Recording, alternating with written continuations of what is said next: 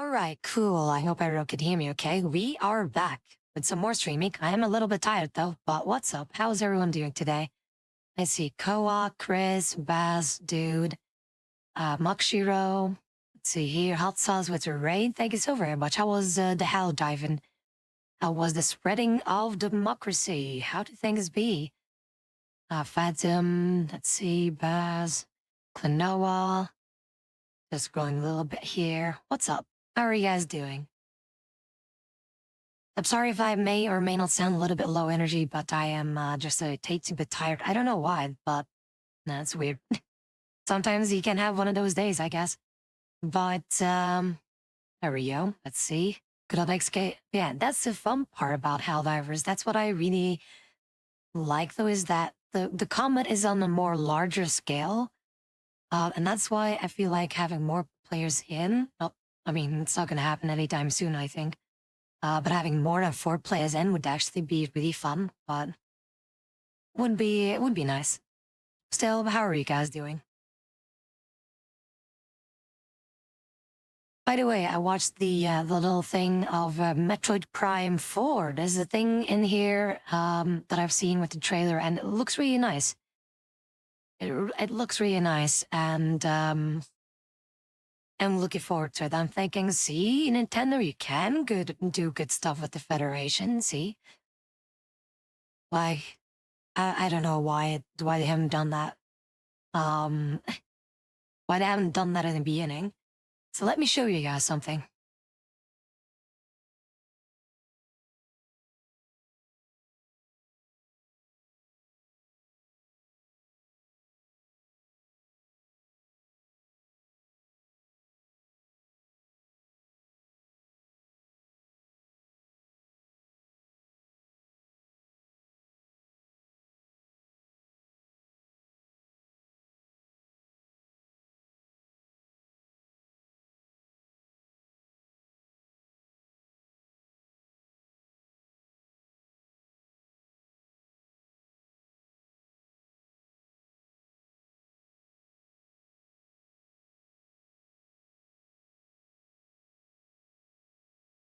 Now I need to adjust the screen here a little bit, so give me just a second.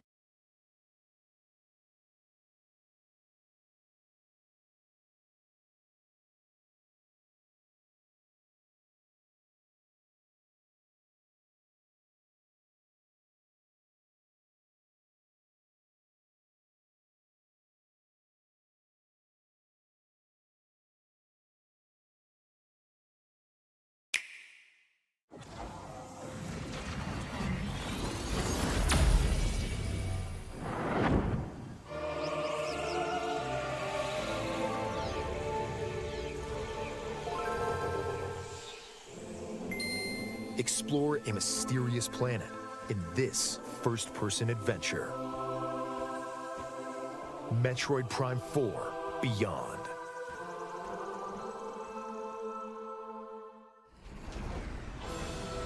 When the Galactic Federation UTO Research Center is attacked by arch-rival Silex, the lone hunter Samus Aran answers their distress call and becomes entangled in an unexpected disaster.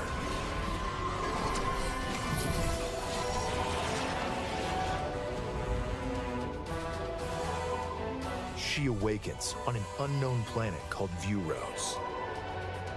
Now, she must fight to survive the planet and find a way home.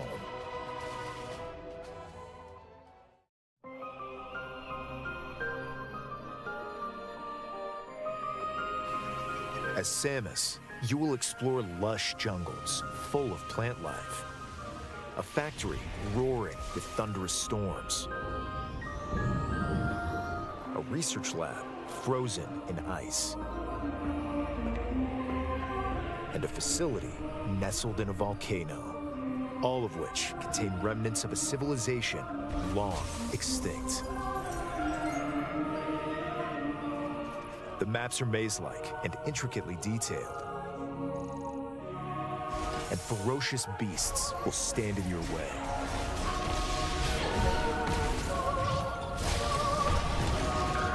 The key to exploration is the scan visor, which you'll use to gather information from the environment. Why did this planet's civilization crumble? And what have they left behind? Could there be a clue to your escape? Scan various objects to collect and analyze information to find a way forward.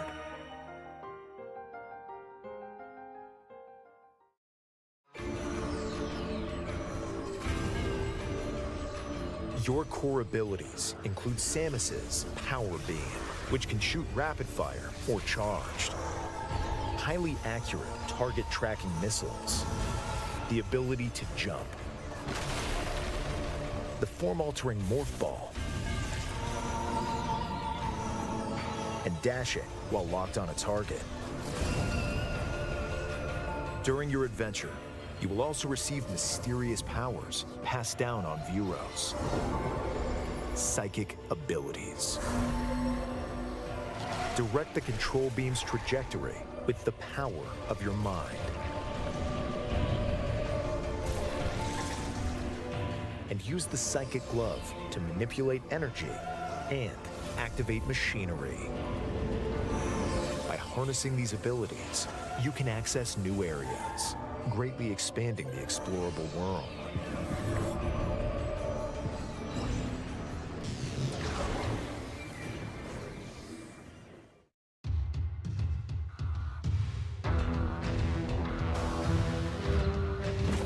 Money! The various zones are connected by a central desert called Soul Valley.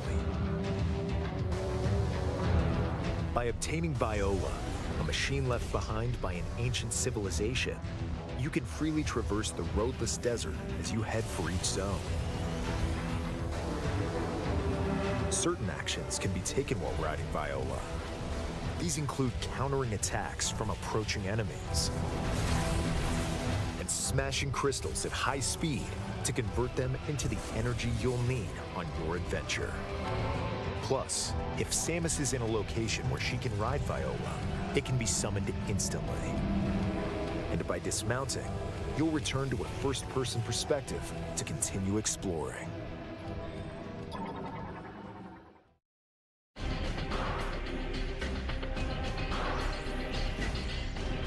Like Samus, some Galactic Federation troopers were also transported to Vuros. Data received. Follow distress signals to help the troopers and occasionally battle alongside them. They can even provide useful upgrades. Teamwork is key if any of you hope to escape the planet alive.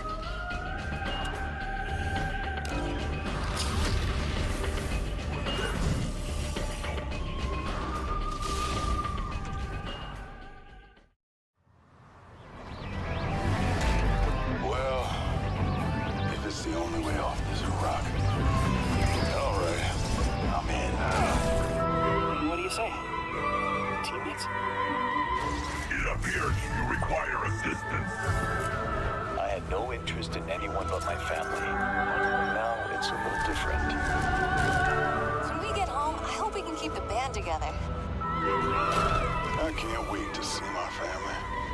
When I get back home, I'll be taking a much-needed leave. A new fate and an unknown destiny await on planet Vuros.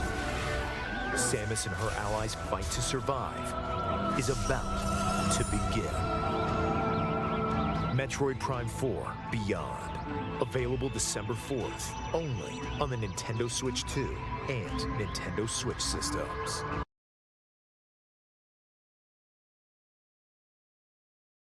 Like, after that is kind of funny where they're just like, oh, look at this. When you get that Switch 2, then you get the 4K Ultra Boogaloo saying, like, oh, 4K graphics, 60 FPS, this and that, and mouse controls, while kind of shitting on the Switch 1 version, which is, they're just trying to sell the Switch 2. But what I really like, though, right, about this trailer is, well, it's kind of a spoiler too, so I wish that I wasn't spoiled, but the interaction with the Galactic Federation. Why couldn't they have done this earlier with Federation Force. Federation Force wouldn't have been such a shit show if they did something like this before. See, you can do something with the Galactic Federation. They're cool guys. You can do shit with them. There's like a whole arsenal of what these guys can do. So I'm actually happy that they also, like, have somewhat of a representation of, that kind of, like, I hope that these interactions will kind of, like, show even more how Federation Force was such a slop thing, where they can actually show, like, hey, we know that the Galactic Federation exists, and we know that they're cool guys. They kind of kicked ass in 3, so like in Prime 3, I mean, forget our other M, but, dude, no, this is nothing like other M, though. This is nothing like other M. But, like, with the Federation here, like, I'm glad that they finally, like, have something here with them actually, showing them that they can do shit. And that's good, because that could leave the potential for, like, potentially good multiplayer games with the Federation in a Metroid universe, which would be really cool. So I hope that this game is going to do well. And again, like I said before, multiple times, whenever you're playing on like Metroid or whatever, where I keep mentioning that the Galactic Federation are basically the Helldivers in a Metroid universe. Which I hope they will kind of display here. Like, yes, they can kick ass. Yes, they are handy. No, they're not some bullshit chibi robos, Like, no, they can actually do some shit. They can actually kick ass if need be. Then that would be good. And hopefully something will grow out of this too. And again, like the Metroid series, I'm all for having like spin-offs that don't really primarily focus on Samus. But also having like other factions in, and that's why I'm also interested how they will take the whole Silex thing, which is going to be probably the main antagonist in Prime 4. But I feel like it's a little bit too obvious if they would make like Silex, like the one dude that was teased, primarily that it's like, oh yeah, he's the ultimate bad guy. Why I don't think that he is. If I can find that one little thing. So basically this dude, right? So this dude is what, this dude is like kind of portrayed in a Prime 4 series as the main antagonist. And I feel like that's probably not the case. Like, I feel like he's the important character for sure. He's going to be like one of the antagonists, but I don't think that he's the big baddie. I feel like something else is going on. So yeah, we'll see. Yeah, no, like I don't think that he's the main baddie. Like sure, like in Hunters, I know that he absolutely hates the Federation and Samus for that matter as well. But I feel like he's gonna be like initially like the bad guy that eventually turns like against whatever bigger enemy, and then it's like the enemy of my enemy is my ally or something like that. So I feel like something like that is gonna go on. I don't like Silex. I think he's more driven by ego than actually just trying to dominate the world. So I feel like that's the kind of guy that he is. And then whatever is like going on, and like I guess we'll figure that out when we play Prime 4.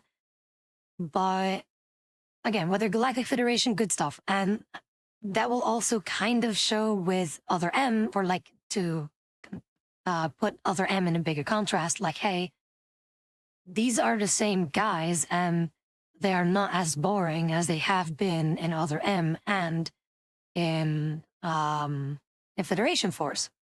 So that's why I'm really looking forward to see it happen, to see these interactions happen.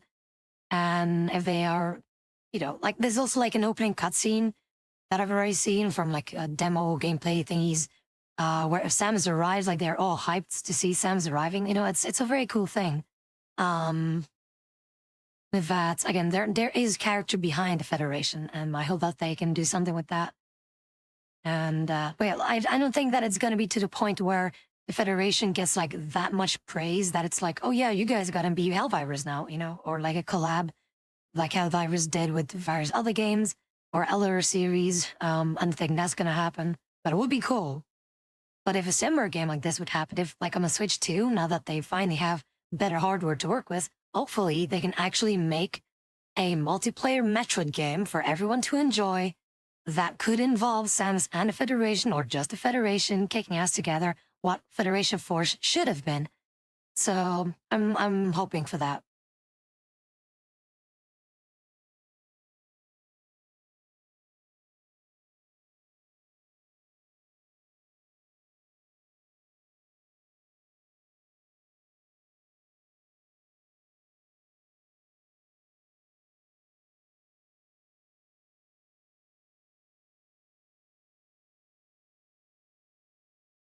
What I'm also curious for, though, is if this is Prime 4 and it does really well, what opportunities would there be for Prime 5 and 6? So you have a second trilogy. That's what I'm wondering. Like, I don't think it's that if they would have more, and this is entirely depending on the ending, of course, of Prime 4, I don't think that it's just going to be Silex over and over and over again. I don't think that this dude is going to be like the continuous asshole that is going to, try to intervene with everything. No, I don't think. Yeah, no, I don't think that this dude is gonna be the big baddie. Like he's gonna be like a very, like he is again like an adversary, an antagonist, but he's not gonna be the big bad of the potential new Prime trilogy.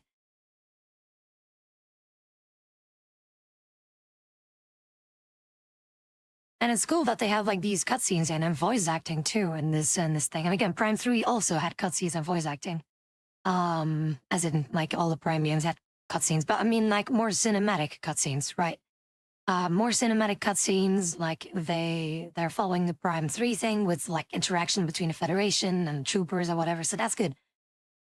But if Silex is going to be the big bad of the potential new trilogy, the new Prime trilogy, if that is going to be one, probably, maybe, I mean, definitely, if the game kicks off well, then Nintendo's going to be like, oh shit, finally, people like Metroid, like just as much as our other games that we keep pushing out every fucking year. You know, Pokemon, Zelda, Mario, just saying.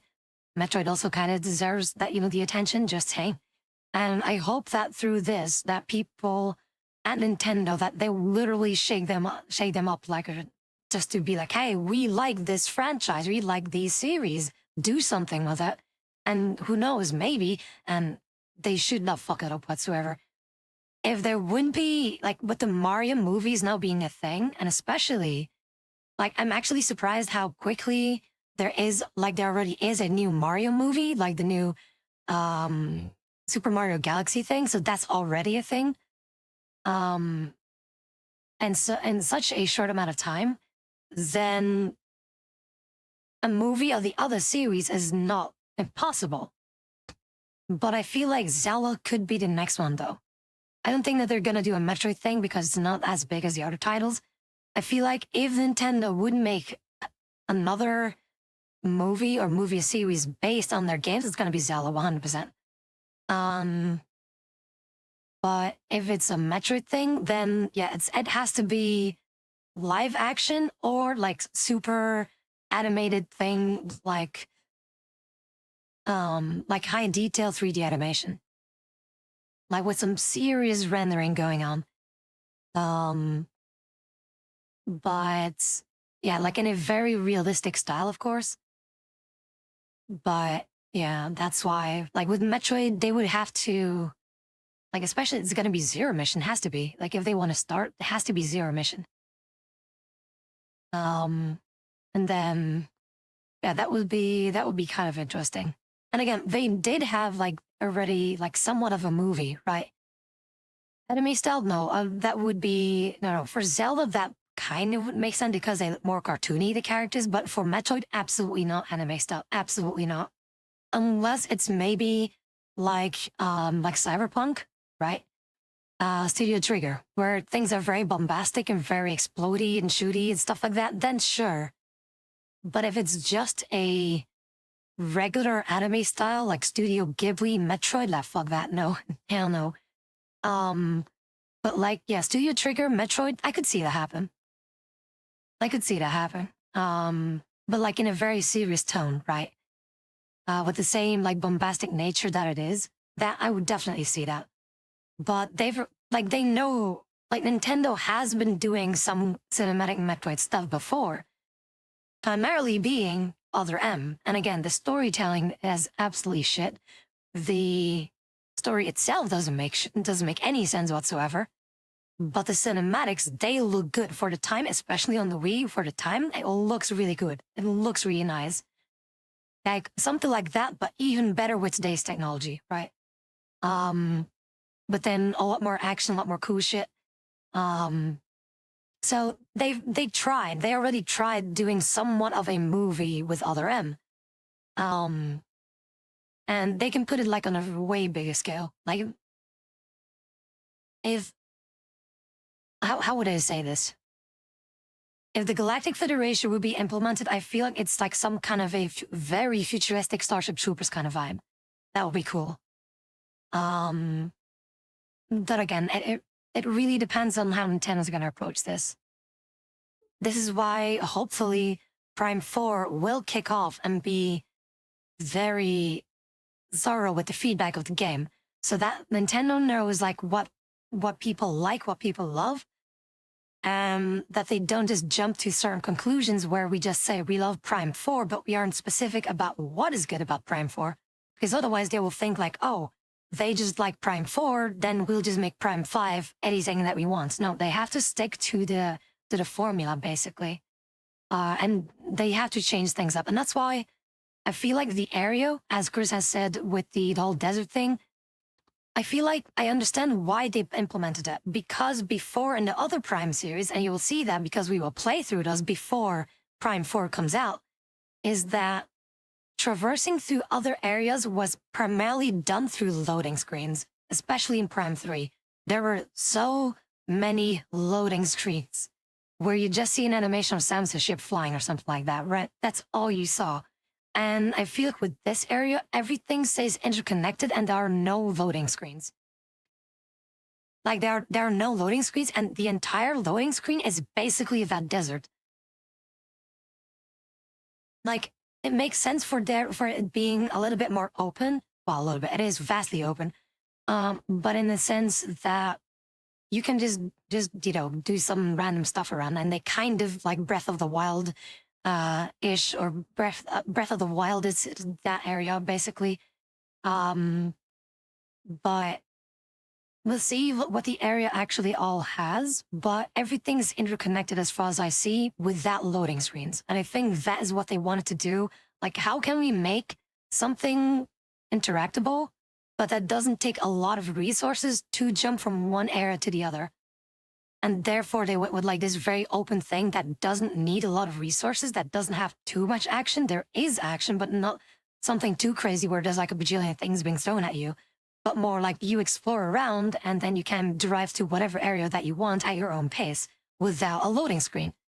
Without needing to stop the game completely in comparison to Prime 3. And I think that is something that they probably tried to do, because that was genuinely a concern or an issue that people had with Prime 3, is that every time that you went to different areas, especially on the same planet, to go from one area to another, there was always a loading screen.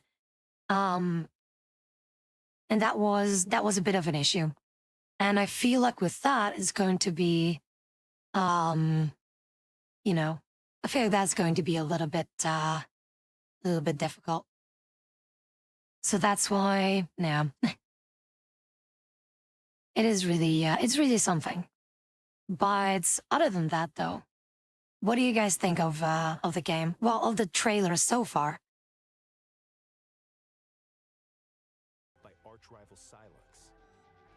The lone hunter Samus Aran answers their distress call and becomes entangled in an unexpected disaster.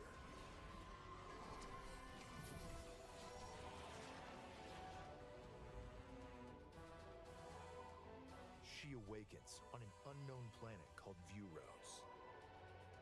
Now, she awakens on an unknown planet So honestly, the name of the planet actually looks kind of stupid. That sounds stupid. Also, what I'm thinking though, this is a little theory that I have though. Little theory that I have with this little device thing. Um, this little explodey thing. I think, like, what see, like this is this device here that the Federation is protecting here. Either this sends us to some other kind of universe, or it's a time travel thing. That's what I'm thinking. So it's like some interplanetary, not interdimensional. There we go. Like some interdimensional kind of boogaloo thing, or it's a time travel thing. Like that's what I'm thinking. What the options would be, and this would be really interesting to see how that goes.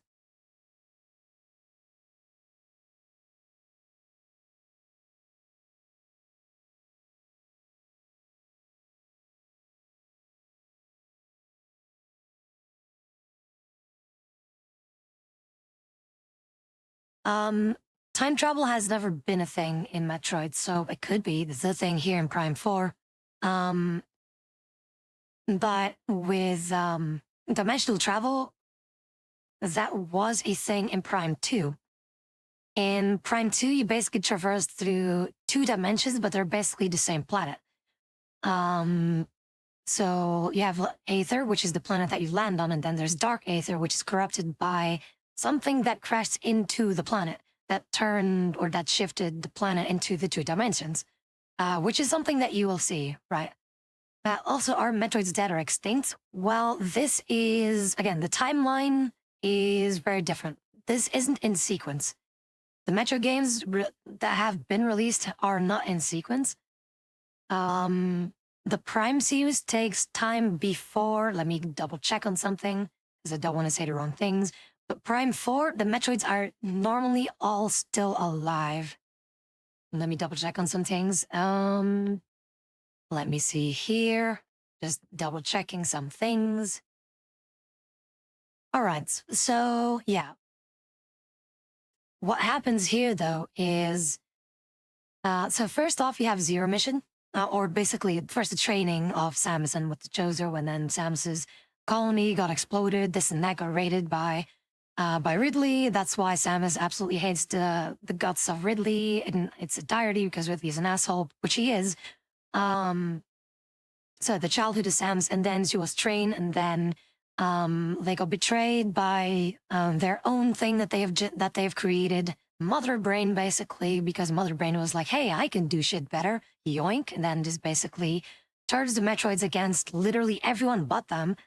And then Samus has to go fuck up Other M, not Other M, Mother, Mother Brain. Same thing. Other M is basically a pun of Mother Brain returning, basically, because in Other M they kind of recreated Mother Brain, which is like, why would you do such a thing? But yeah, Mother Brain, pew pew, fuck you, Mother Brain dead. Okay, cool. So after Zero Mission, which is Samus's very first mission on her own planet, well, not her own planet, I guess, on Zebes, that is, cleanses the evil of Mother Brain and Ridley and Kraid. Kraid is another like goon, basically. And then the Prime series starts, right? So then you have Prime, Prime Hunters, Prime 2, Prime 3, Federation Force, we keep that in quotations, and then Prime 4, and then Metroid 2 happens, which is when the Federation is like, you know what, fuck these Metroids, let's exterminate them. So this is before all the Metroids got exterminated.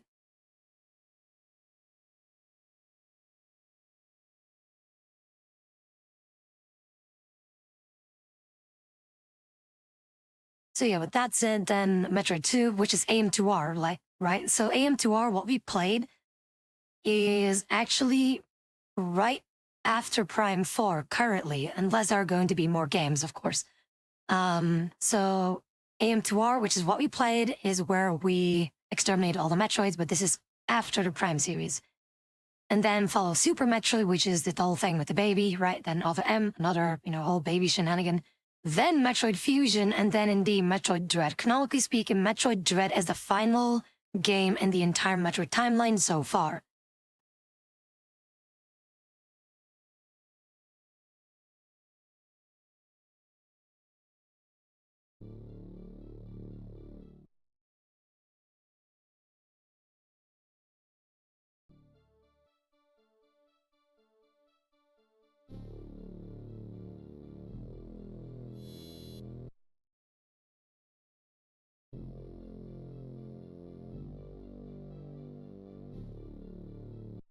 We are here to play some games, aren't we? So let's do this. Da baby indeed. So this is the closest thing that we're gonna have, like, compared to a Prime thing, for now, that is. But allow me to kind of scoop this thing a little bit over, trying to kind of fix this, that the screen looks nice. But there we go. So we're getting a Metroid Timer video from you? Not exactly, Bumbles. Google/wiki, some wikis are, what do you think of Metroidvanias as a game style? Any favorites? Metroidvanias, a lot of them miss the mark. A lot of them really, like, try a little bit too hard to be, like, more Metroid and not their own thing. And the only other Metroidvania thing that I did enjoy was Ori and the Blind Forest. But that's about it.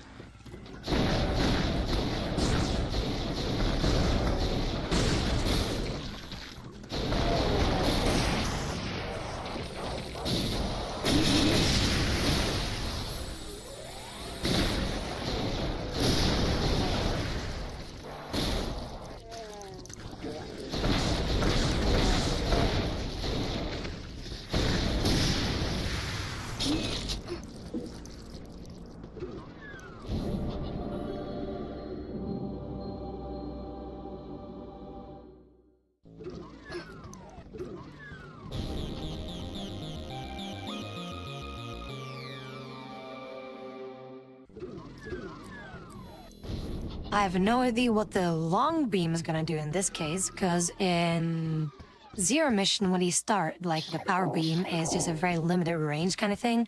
But the long beam, I have no idea what this is going to be. Is this a, like snipey thing? Is this a real gun?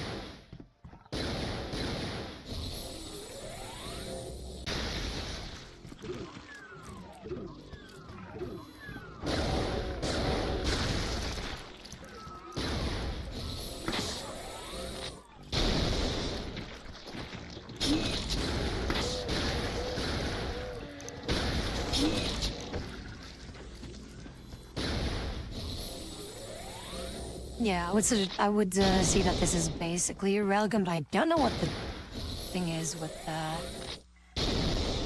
this thing here, this chargy thing.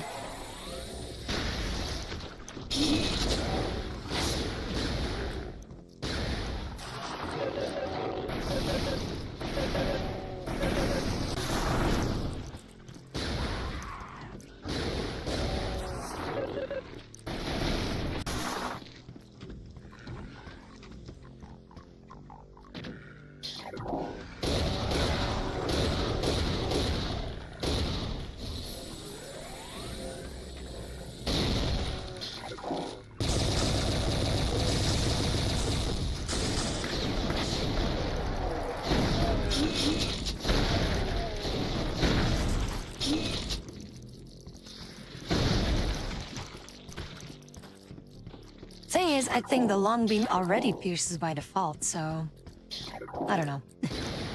I guess it's just good for a consistent range thing, because it's always dead center as far as I can tell.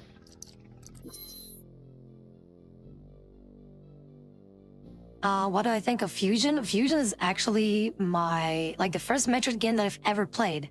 And with that, I've been able to really enjoy and discover Metroid. And I didn't even know at that time when I was playing Fusion for the first time that Samus was actually a girl, which was very cool. And I was like, oh, okay. Because the very first time that I actually discovered Samus was in Smash Bros. Melee, and I was like, oh, cool, like a robo thing, and then goes pew pew. And then I played Fusion, and I was like, okay, this character looks cool. And then it's like, oh, I didn't know this. And then, yeah, the ball started rolling from there. Speaking of Fusion, we will be playing it tomorrow, so... Well, tomorrow and Sunday, probably, depending on how long it takes to beat the game.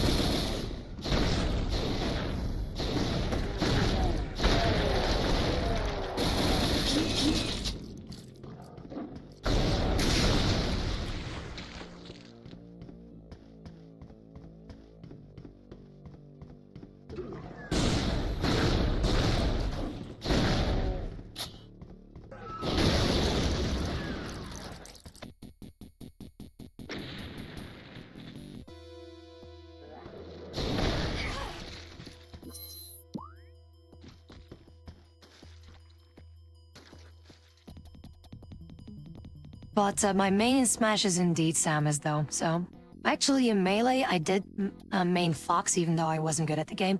I don't know. I thought these sounded cool, kind of funny too. But then with Brawl, I main Zero Suits, and then in Smash 4 and Ultimates, I main regular Samus.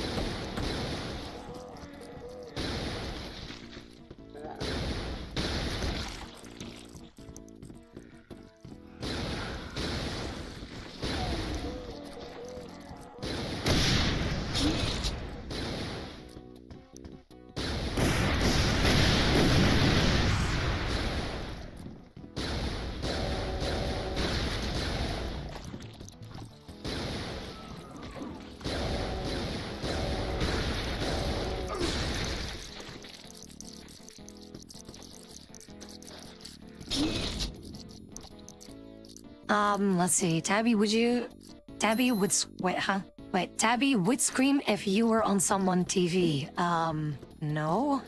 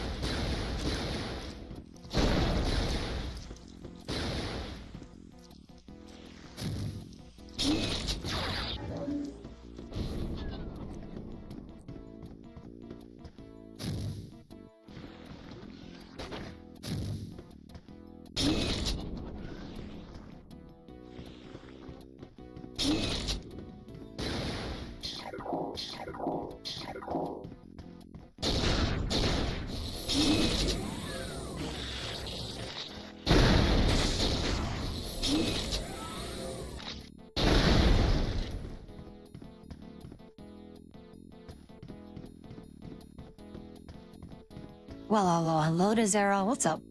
We're currently playing some real Metroid Prime 4 I don't know. Metroid Prime 4 is not gonna be this brutal, don't worry about it.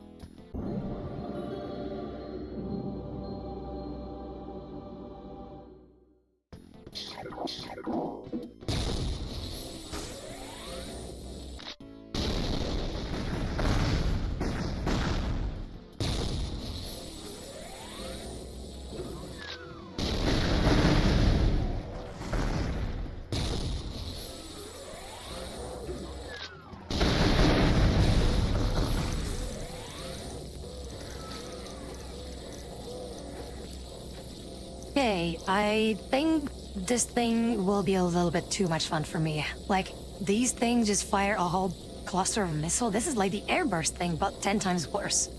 I'm doing okay, Zero. How about you?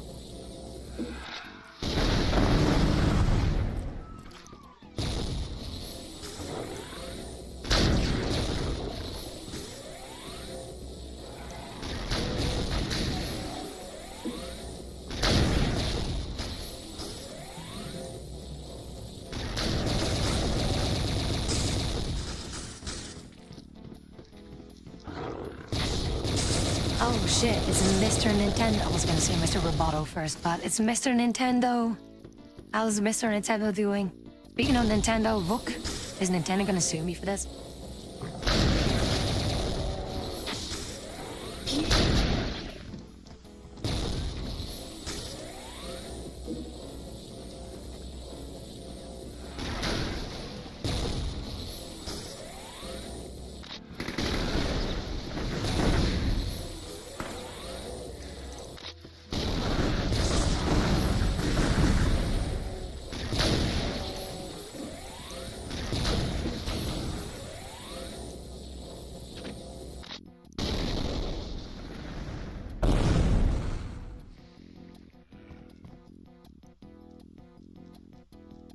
Yeah, I would say that this thing is arguably very OP. I just launched one of those wave missiles in there and that entire room got absolutely deleted. I'll take it.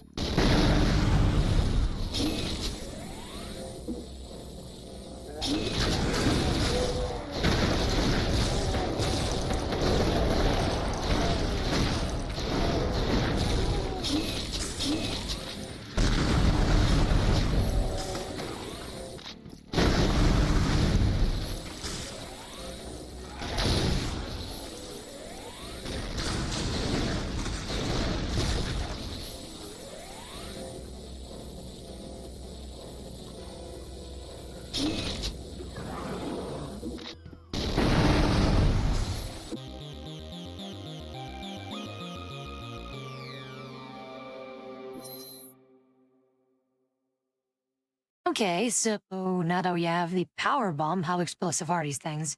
Like, are these a fusion power bombs or are these other M power bombs?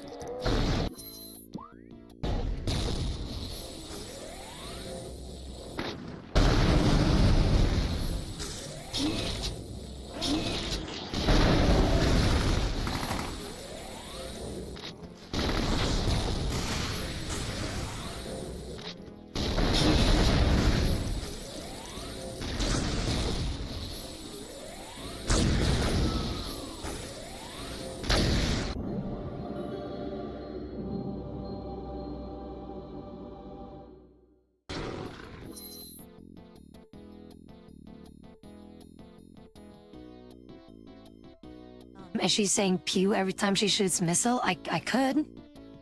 Should I be saying pew every time I shoot a missile?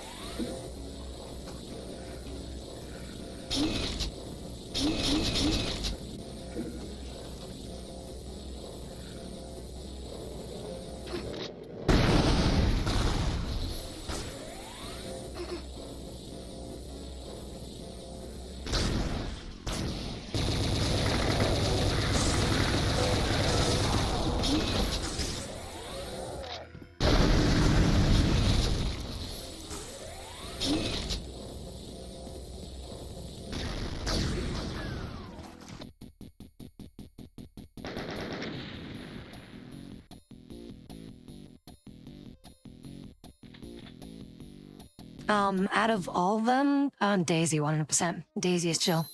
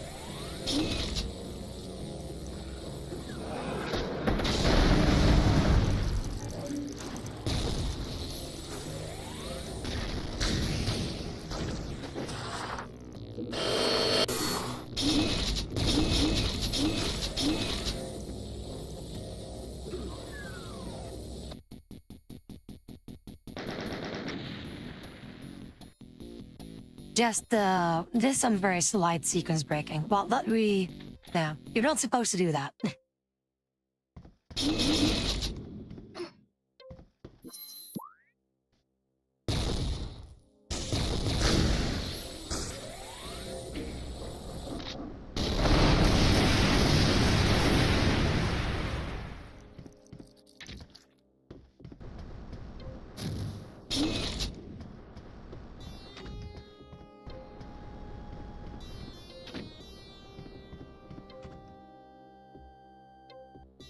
Now this here is the final map of this episode, and then there's 2 more to go.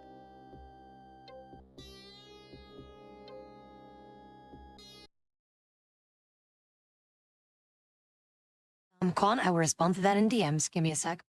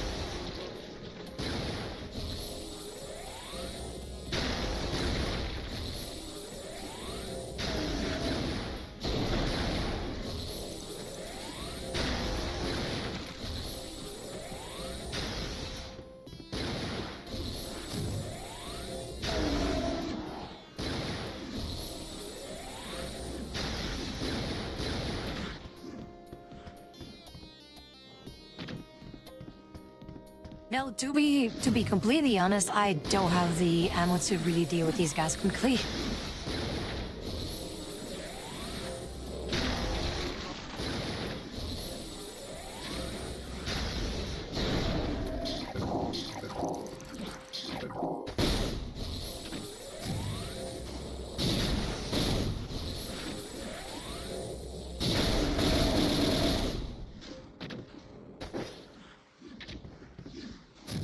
Your dog Chip says hello. Hey there, Chip.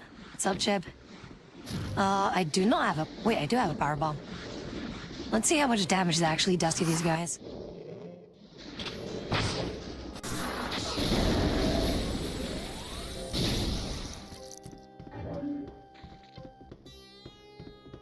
Well then, that works. GG.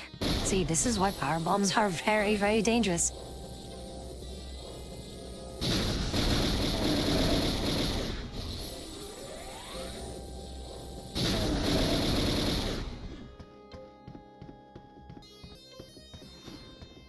GG, St. Wand, outplayed. Skill only.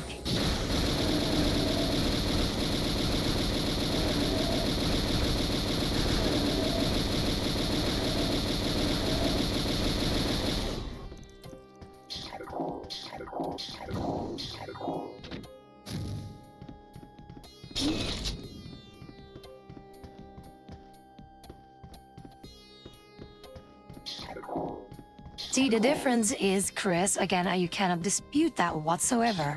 You need to do so much more with the Rhea than with Garen. See, what I did to these guys was a Garen no.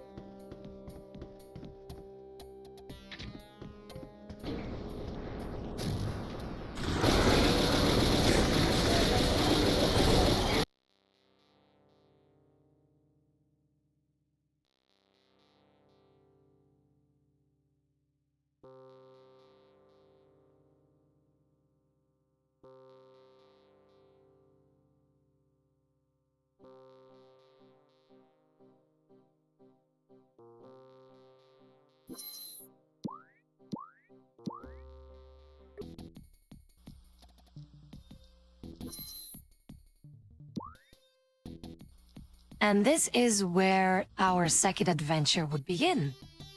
Actually, I'm kind of curious.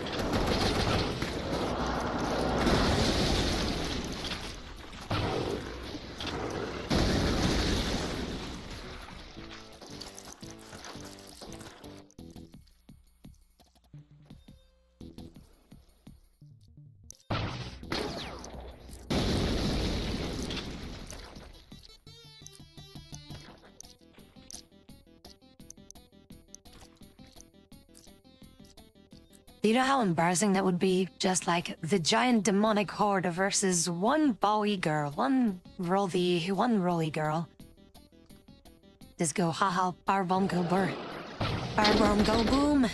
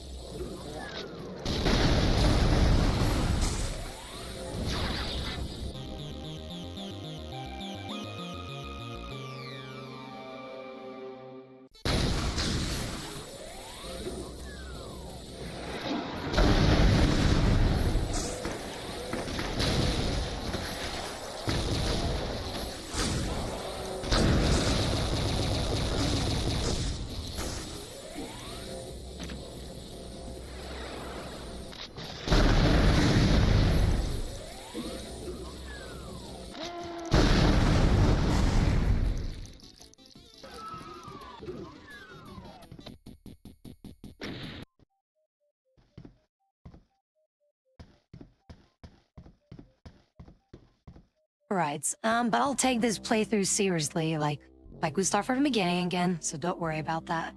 Thing is, the ending of Doom 1's, or E1M8's, or the final piece of episode 1 in Doom 1 is you going through a teleporter that basically spawns you, surrounded by demons, that everything is just infested with demons, and that was basically the ending. It's not that you could jump, it's more in the sense of, oh, there's way more, and this is where then episode 2 kicks in.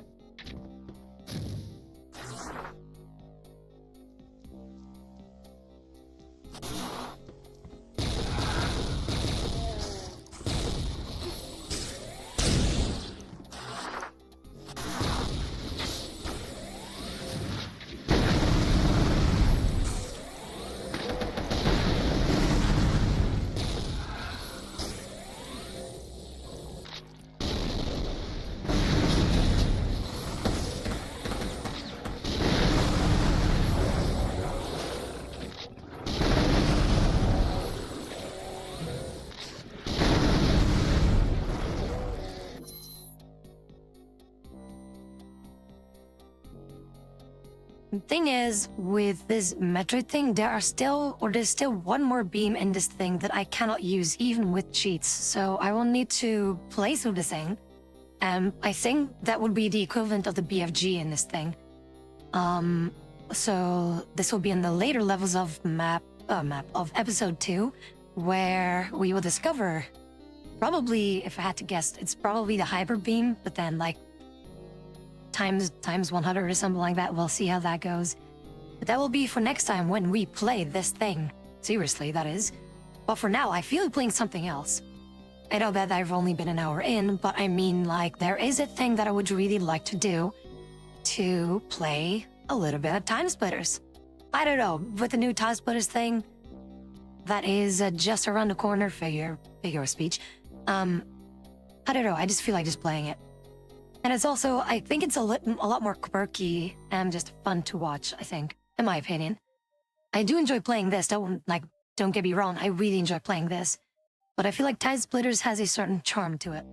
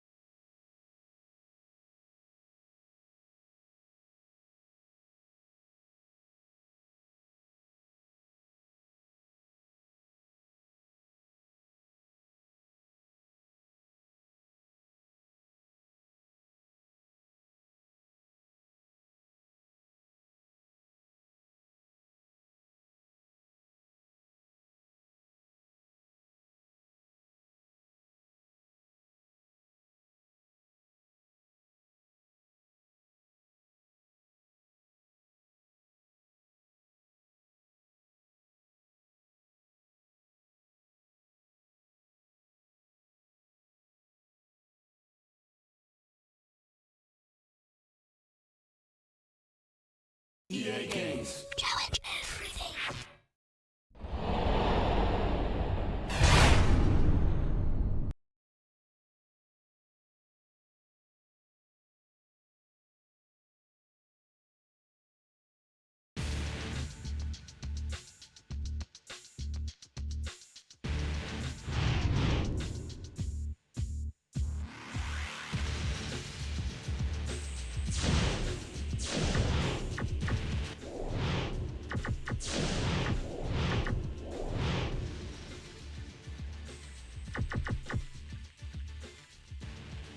Oh boy, we are here at the Elite League. But I'm already happy that the Honorary is already done as well. But the Elite League is notoriously known to be a pain in the ass.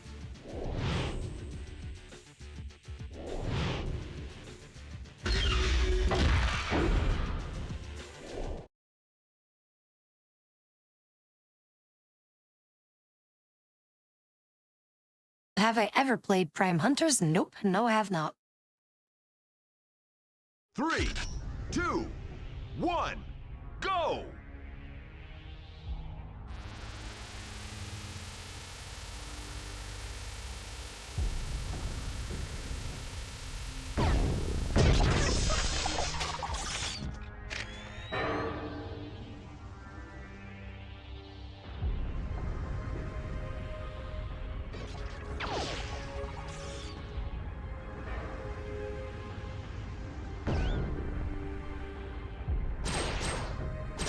Lobotomy!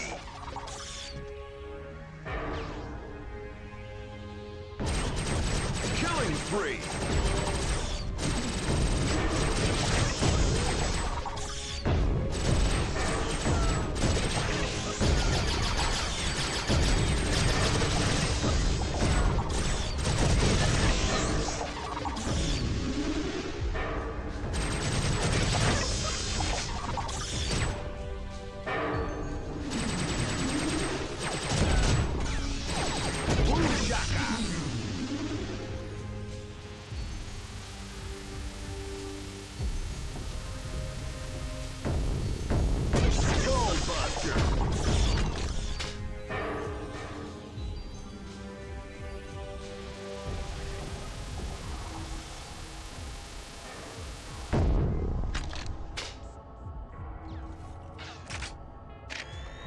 Headshot!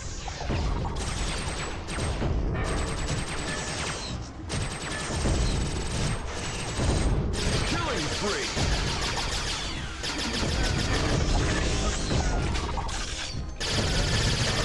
Open head surgery!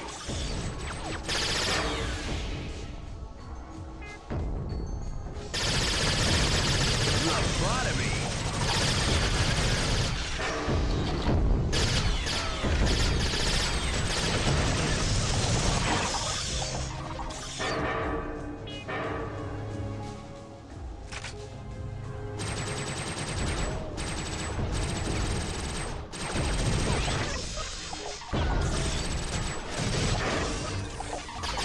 Open head surgery.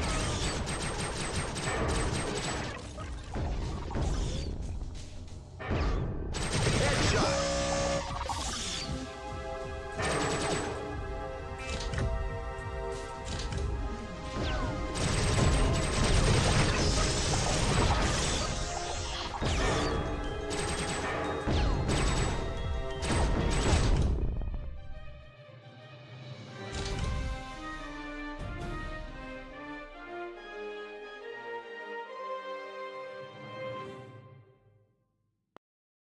I feel like that is kind of a little bit of a cheap strat to just spawn camp people or just spawn camp the bots, so... But I don't really like this game mode unless it's with players. But it's a zone thing where you have to hold a point, and the point changes the moment that someone of the team can basically touch it. It's not that you have to first like de-capture it or however you say it, like in Battlefield, where you have to be like at some point and then, you know, it takes down and then it takes up to your team and then it's your point. But no, this is just instantly the moment that someone touches it, it is their point.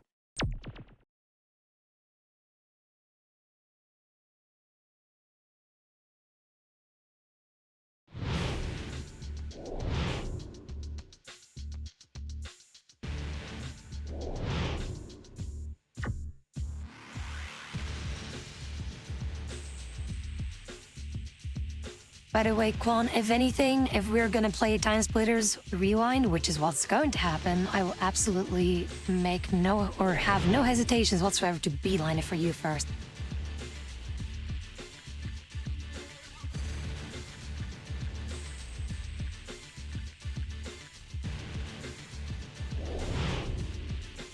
All right, so this is a deathmatch thing. Well, let's do this. Let's do this. 10 kills, just as fast as you can. 3, 2, 1, go!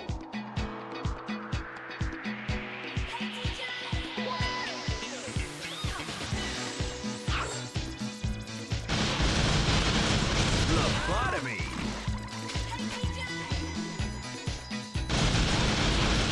Headshot!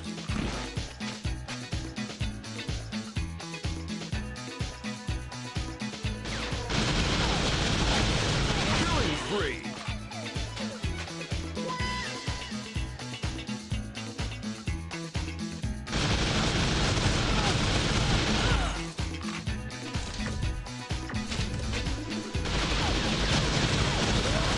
Lobotomy!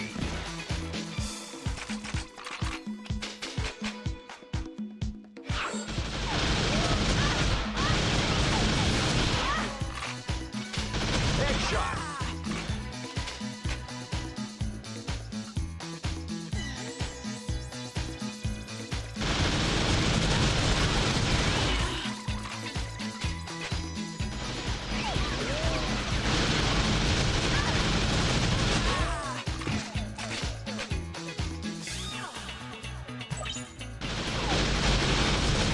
Open head surgery.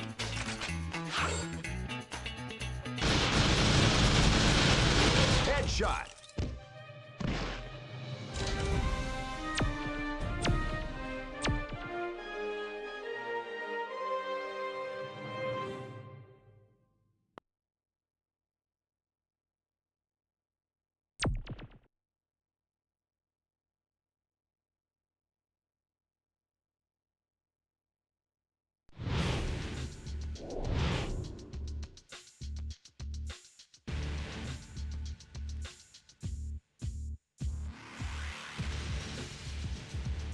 Oh, wait, yeah, okay, I was already thinking, like, who the fuck is Stumpy again, but it's a clown. Oh shit, it's Mr. Voice again, what's up? Mr. The Voice, that is. What's up, welcome in. Indeed, more Time Splitters. We did some Metroid Doomin' before. Also, my cat demands my attention. But yeah, we're currently blasting through the Elite League thingy, and hopefully we will be able to do this properly. Also, captured the bag. I am absolutely terrible on this map because I don't know the map layout.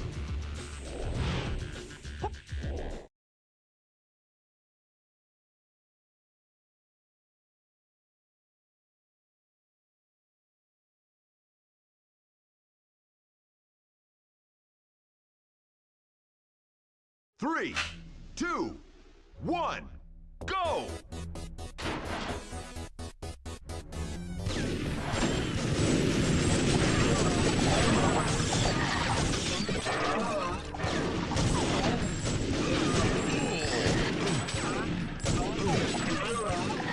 Blue bag stolen.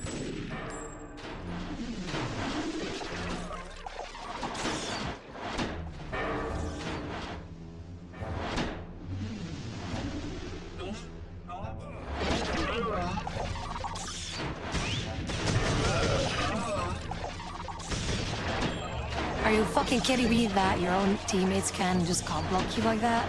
That was annoying. Red team That scored. was super annoying. I'm like, sometime they'll move, right?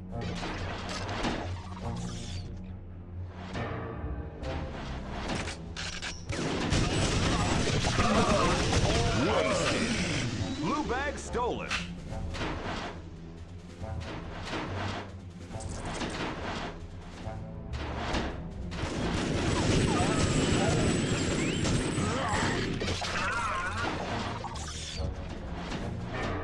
Red team scored.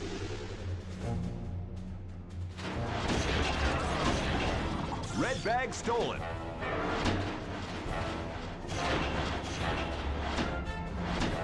I don't know this map layout. It's such a confusing maze-like map. Where's the bag? Blue team scored.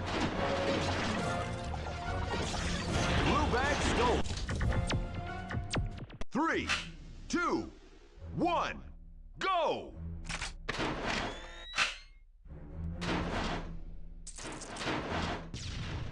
By the way, Chris, thank you so very much for the gift sub to Mr. The Voice. I do hope you treat yourself to something else, Chris. Can you do that for me?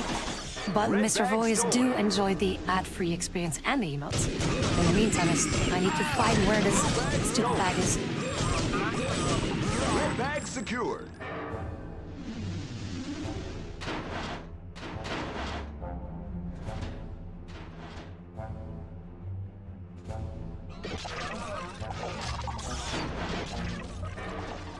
Red team scored. Red bag stolen. Blue bag stolen. Red bag stolen. Wasted.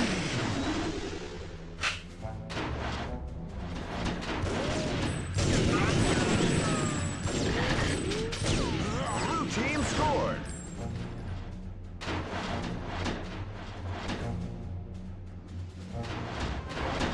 Red bag stolen. Red bag secured.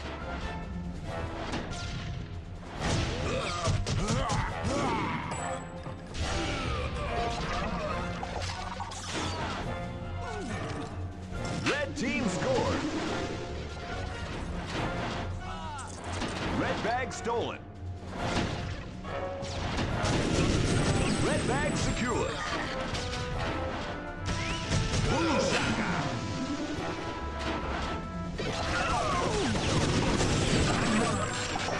Red bag stolen.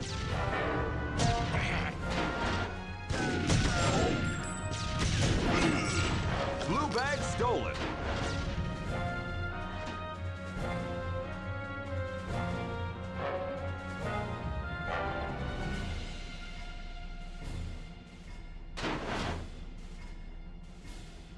Red bag secure. Red team scored.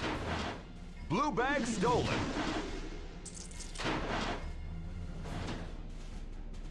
Blue bag secured.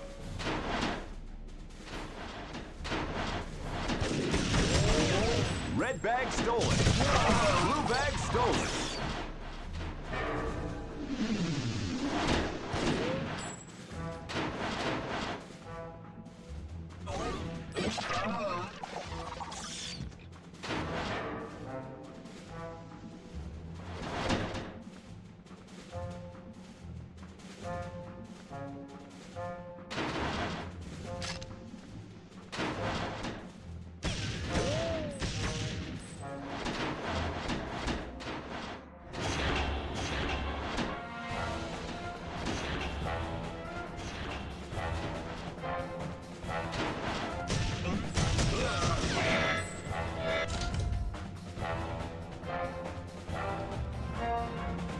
Dude, are you fucking kidding me though? Really? Fucking really?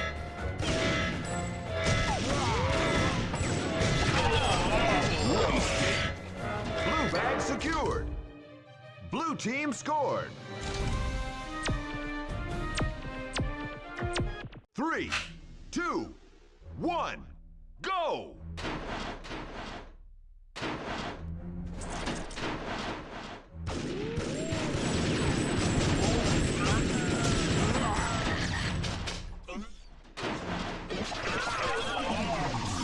Red bag stolen. Blue bag stolen.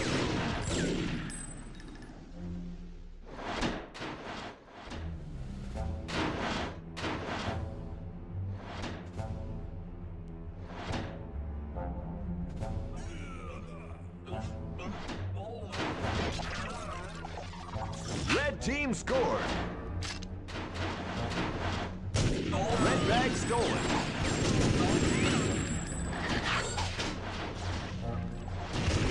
Red bag secured. stolen.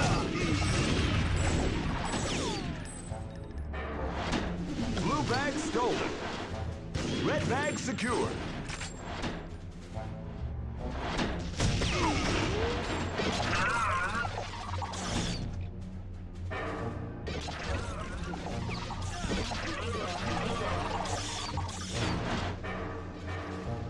Red team scored.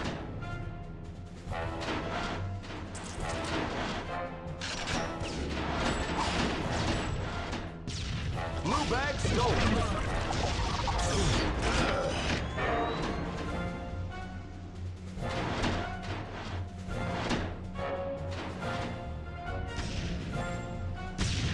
Blue bag secured. Killing spree. Blue bag stolen. Blue bag secured. Blue bag stolen.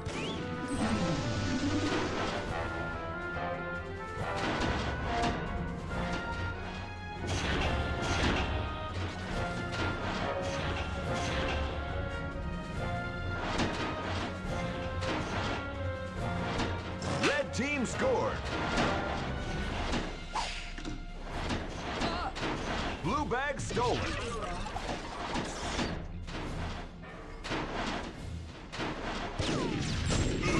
Wasted.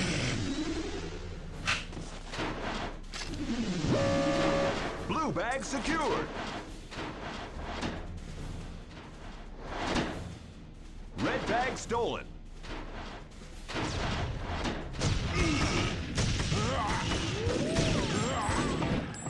Blue bag stolen.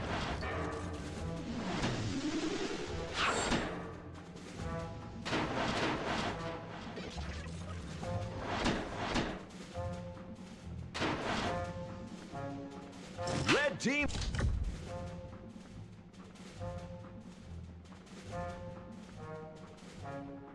Fuck my ass though. I hate this thing though. I hate this map so very fucking much. Lobotomy.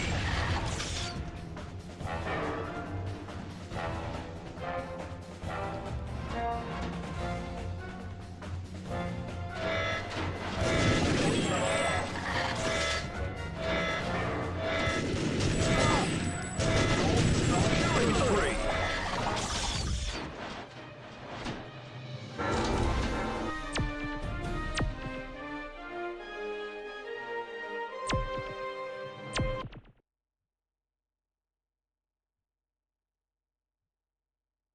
Alright, cool. I'll say it, Olivier. What's up? Welcome in.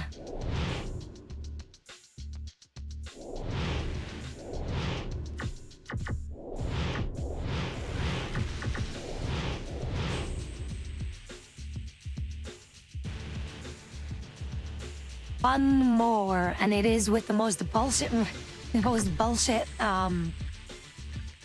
arcade league thing that we have to do, Astro Jocks, which is gonna be a pain in the ass, but everything else will be equally just as much.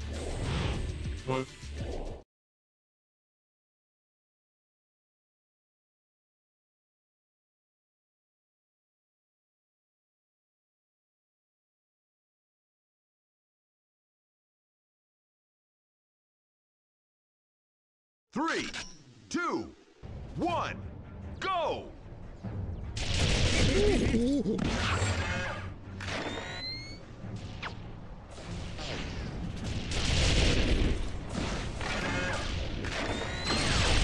Killing spree! Headed!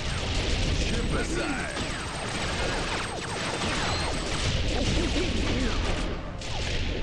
Killing spree!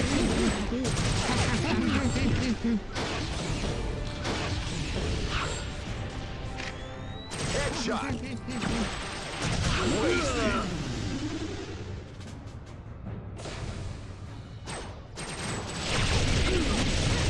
Blue shaka!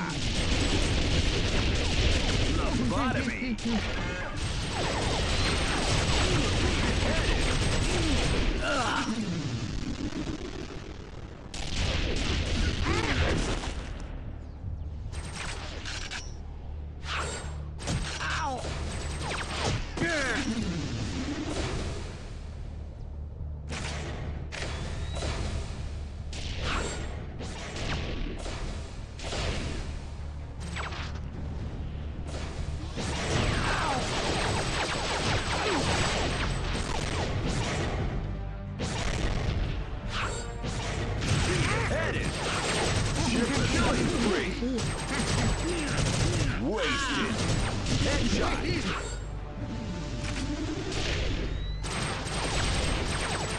Lobotomy. Killing spree.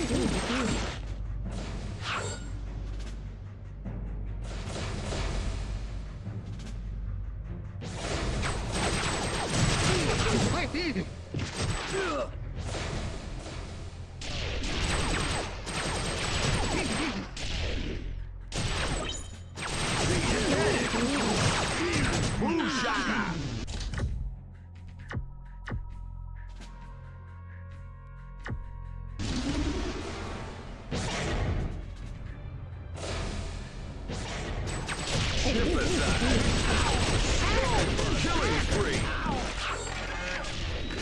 Open hand surgery.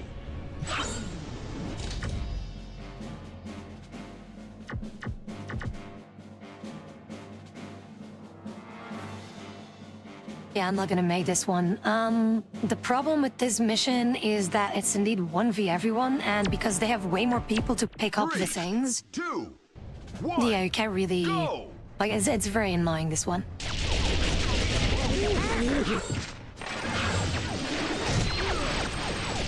Killing spree.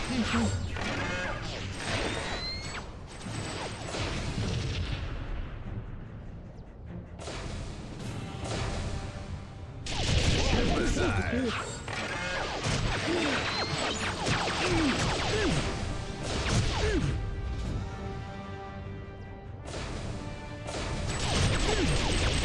Lobotomy. Headshot. Beheaded. Skullbuster.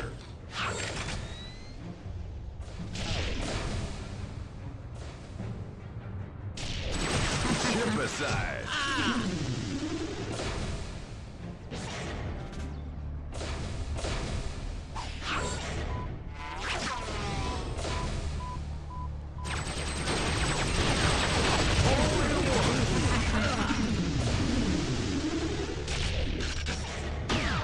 Headshot. Beheaded.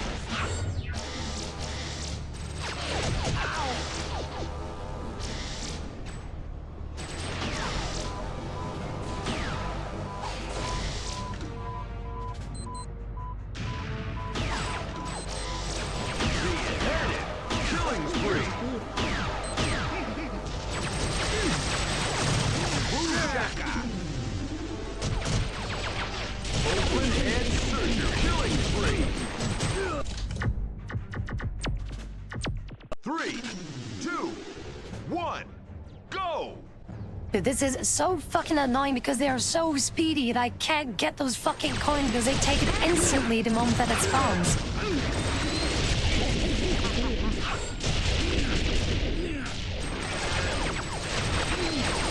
Wasted.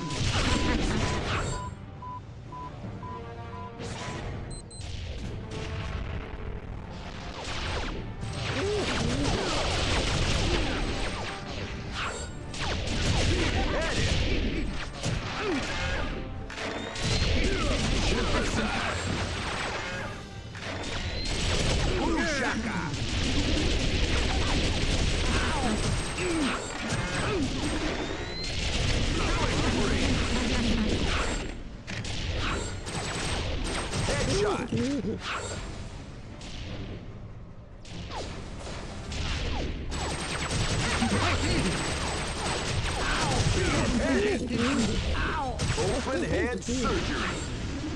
Shipicide. Skullbuster. Killing frenzy. That's gotta hurt.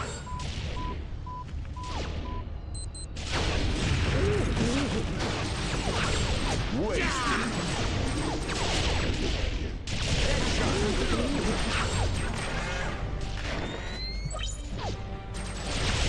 Killing spree. Blue shot.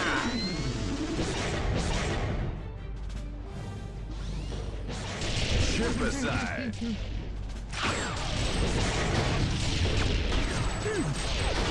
Killing spree.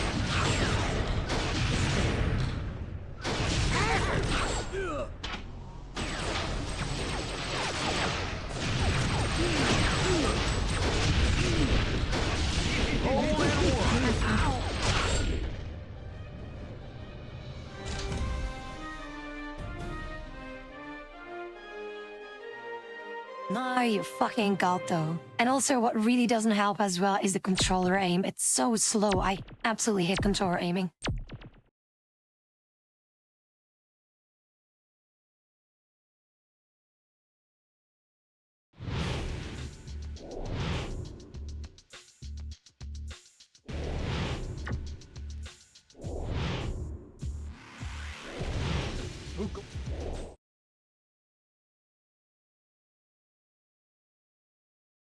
Alright, team deathmatch. Very simple, kill all the things.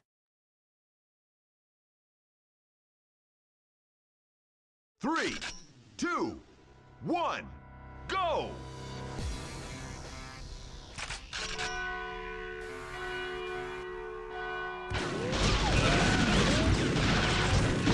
Killing spree! Boom-shaka! Killing spree!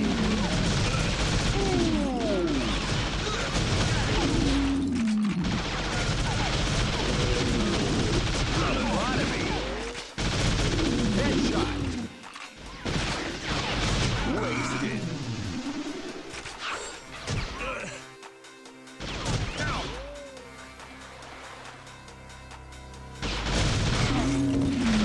Killing spree!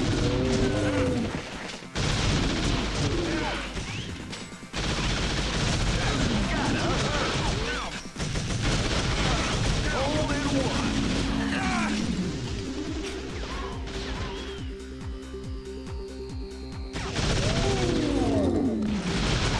Killing spree! Open hand surgery!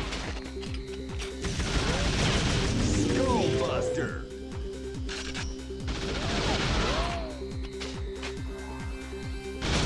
Lobotomy!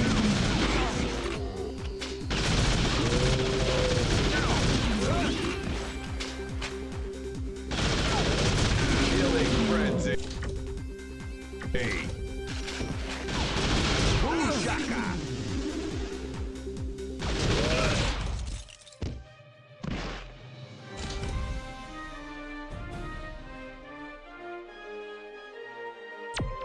Again, why couldn't the mission just be something like this?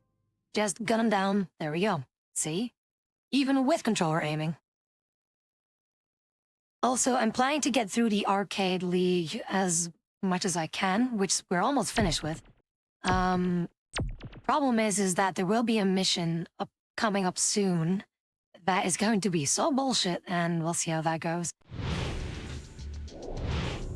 Now, Mr. Voice, if by any chance I get lucky with the spawns, if that would be the winning condition, first try, then can I claim skill issue of you trying how many times did you try? How many times did you try this one in particular?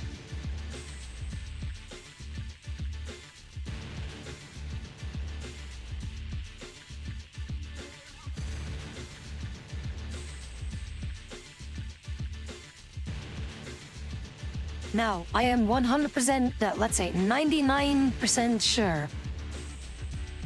99% sure that, 99% sure that I will not first try this, but if I would, skill issue? Question mark?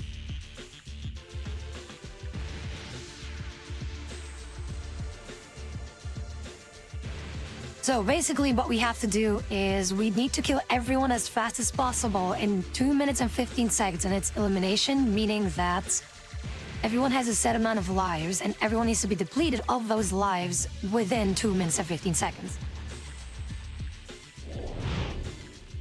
I'm Candy. Fly me. Hold on tight. It's gonna be a bumpy ride.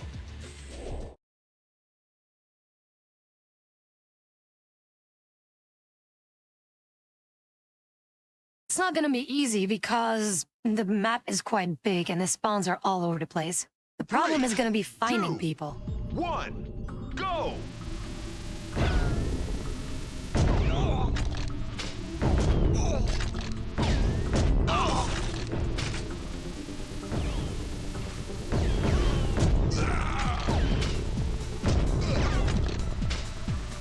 Killing spree!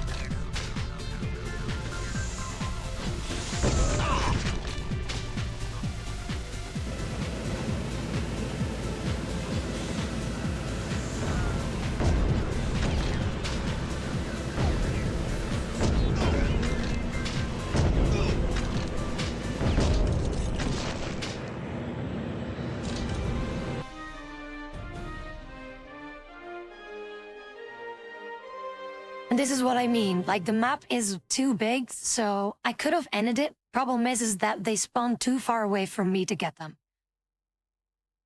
That's the issue with this mission or with this arcade thing, is that the spawns are so bullshit that imagine if they all spawned around you, easy, super easy, but you have to pray to RNGesus to really, get the spawns that you need in order to beat this thing. 3, 2, 1, go!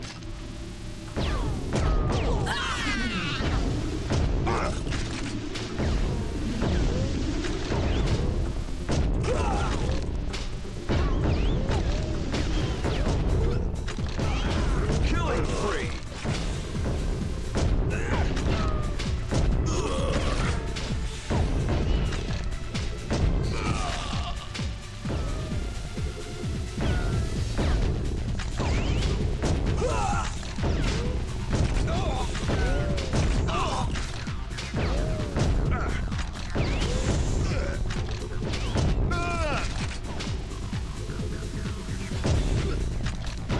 That's gotta hurt!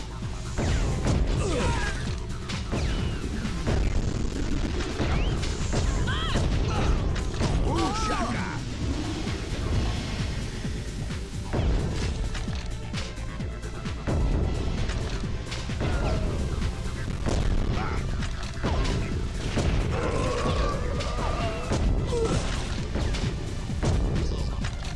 Killing spree!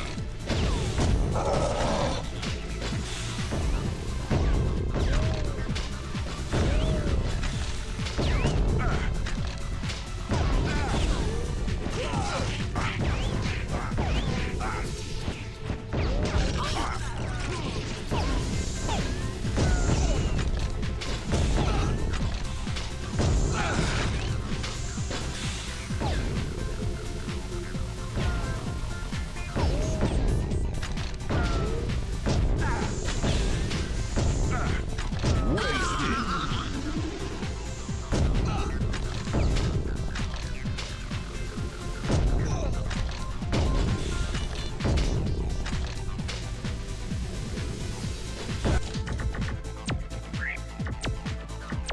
3, 2, 1, go!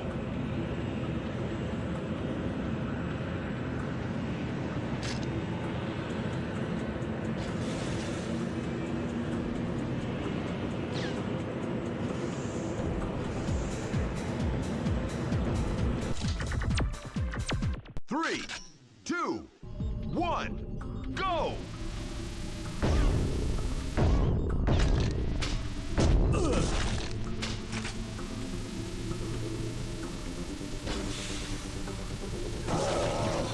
Lobotomy! Killing spree!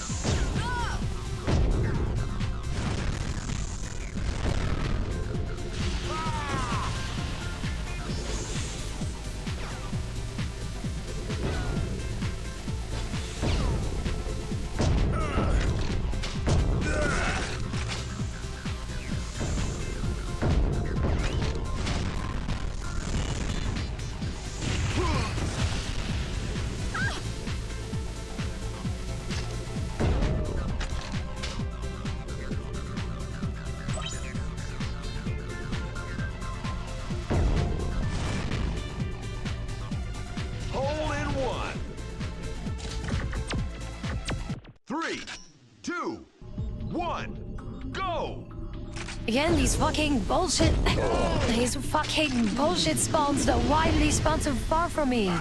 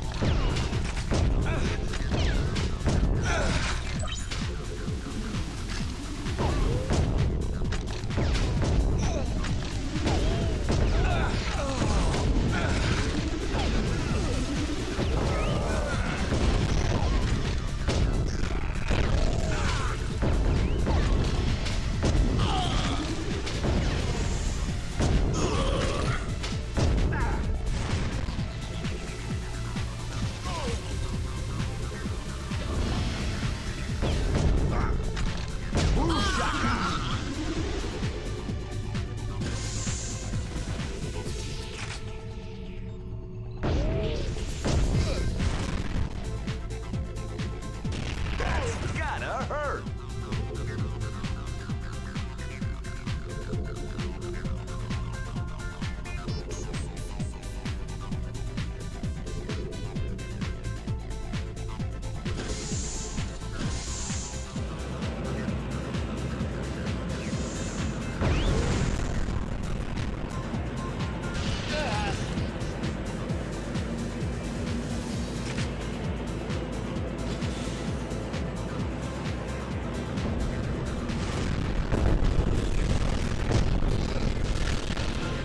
Killing spree!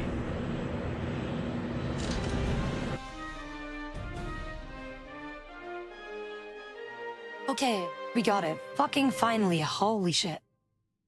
I'll take it. I will not do this thing again.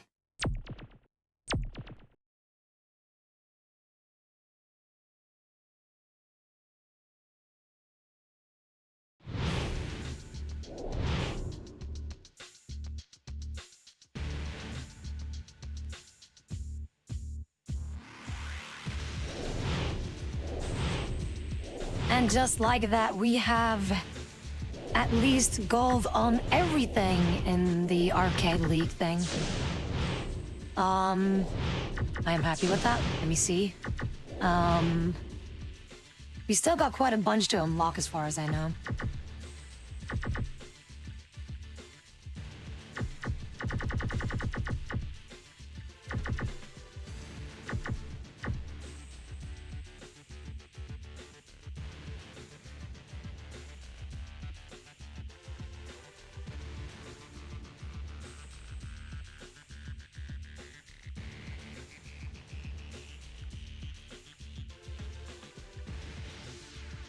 Is most of these are now going to be unlocked through the challenge thing, and then one for beating the story mode on hard mode.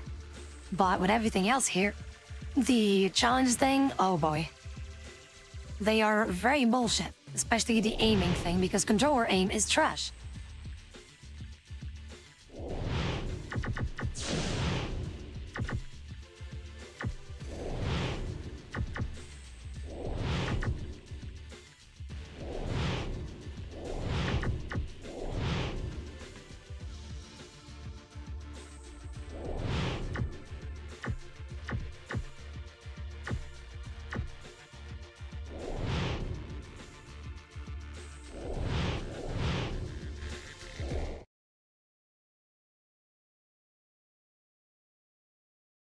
Let's try this thing again.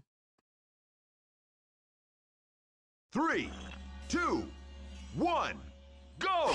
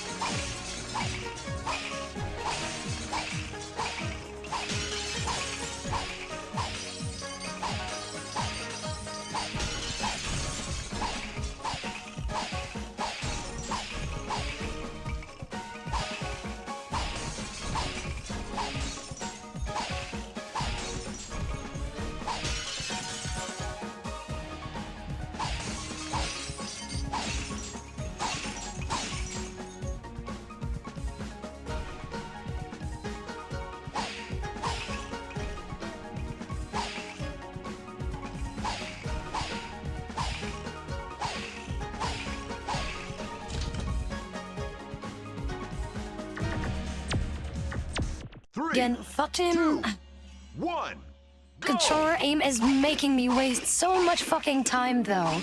Holy shit, though. And again, I couldn't find the last thing again because it's so stupid and so annoying to see.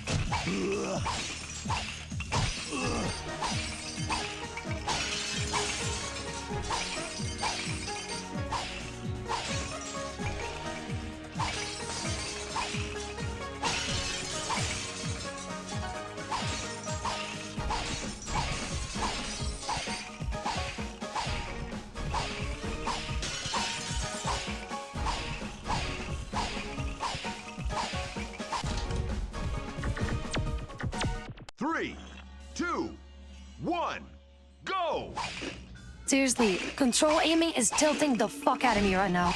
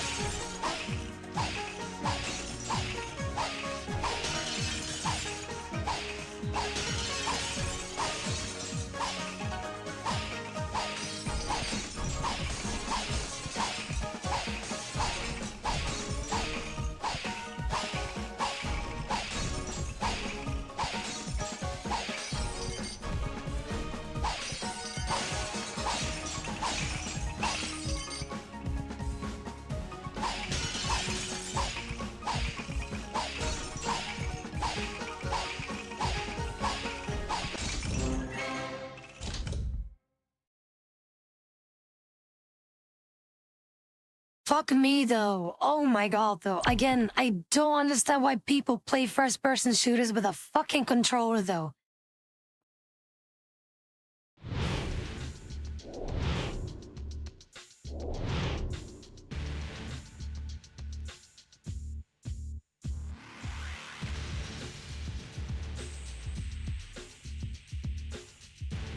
It's absolutely insane. And I remember one time when we built this. No, you guys cannot do the things that you're supposed to do with the controller. Like in a fighting game, it makes sense. But for a shooting game where you have to be pinpoint accurate, a controller is never going to be better. Never. Not in a million years.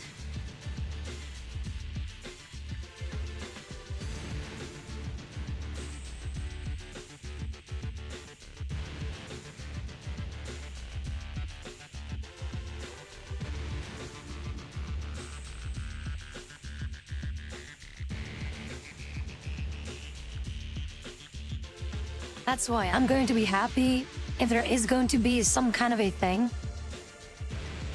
Some kind of a, like a challenge in Rewind. Something like this, where you have to be, like, aim precise. And I will be able to use mouse and keyboard. I'm gonna have so much fun with that.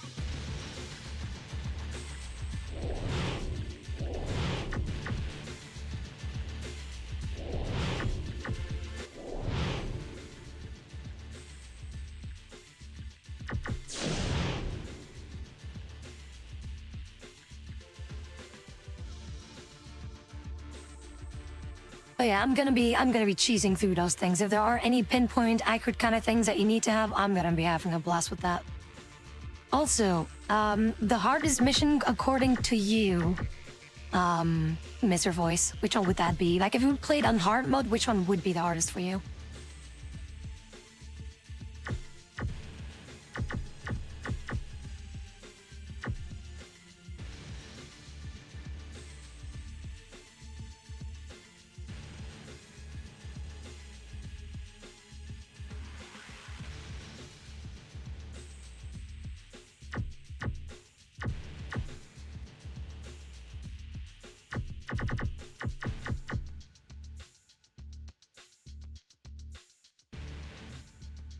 Yeah, I would also say the Hooded Man, and then the second one for me that would be a bit hard is the Russian Connection.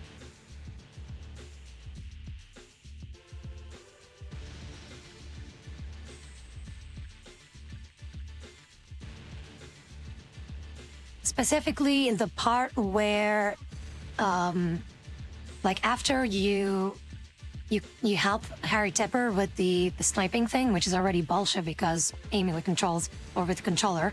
But then when you get into those houses with like holes and everything, like the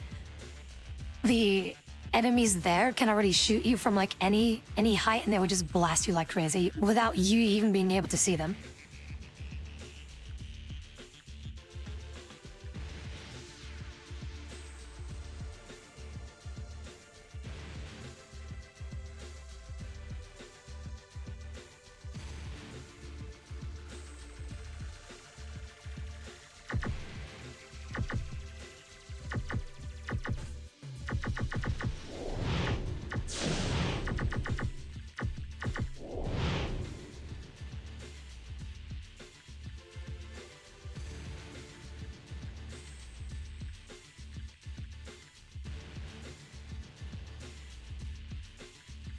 Wait, you can? Wait, how do you bypass it?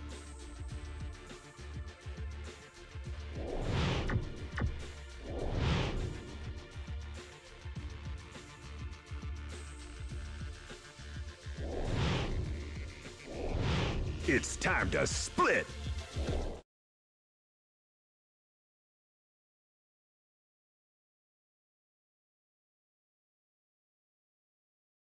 Three, two, one, go!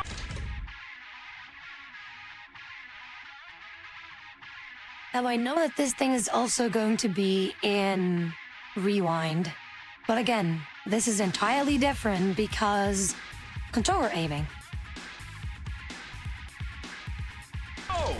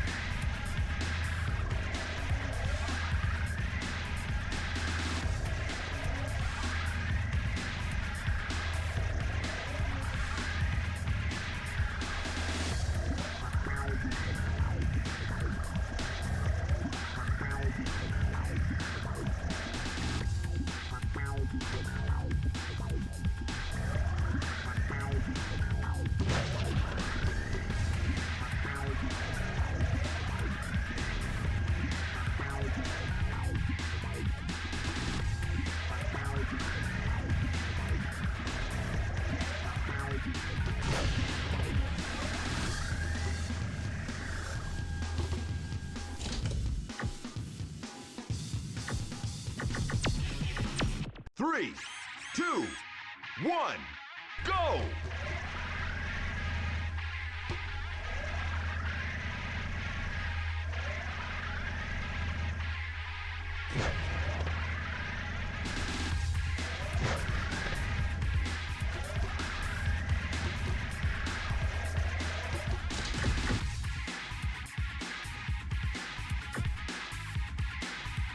Oh my god, this thing is also tilting the fuck out of me. Fucking pull one of those things out. Just pull one of those crates out. It's just like getting stuck on nothing. 3, Oh my 2, god. 1, go!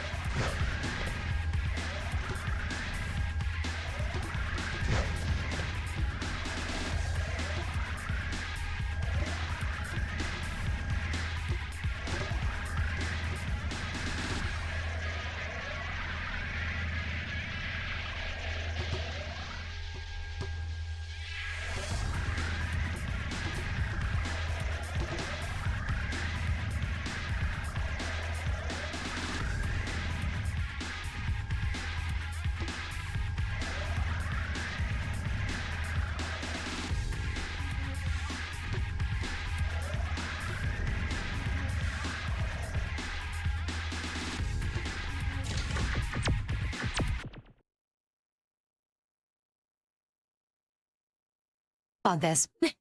Fuck this. This is exactly why I have never, ever been able to 100% time splitters. This is the exact fucking reason.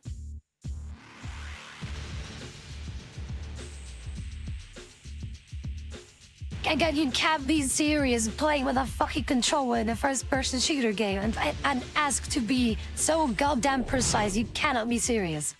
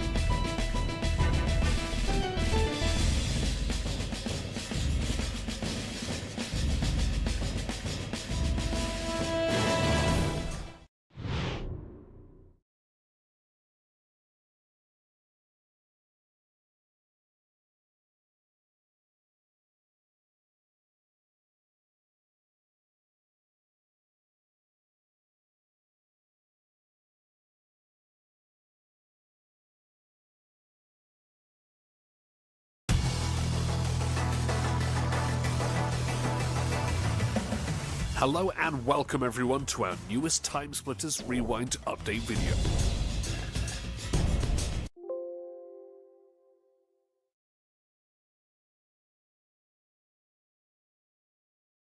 Mind you, this is what Mr. Voice sounds like, so you can put a voice behind it.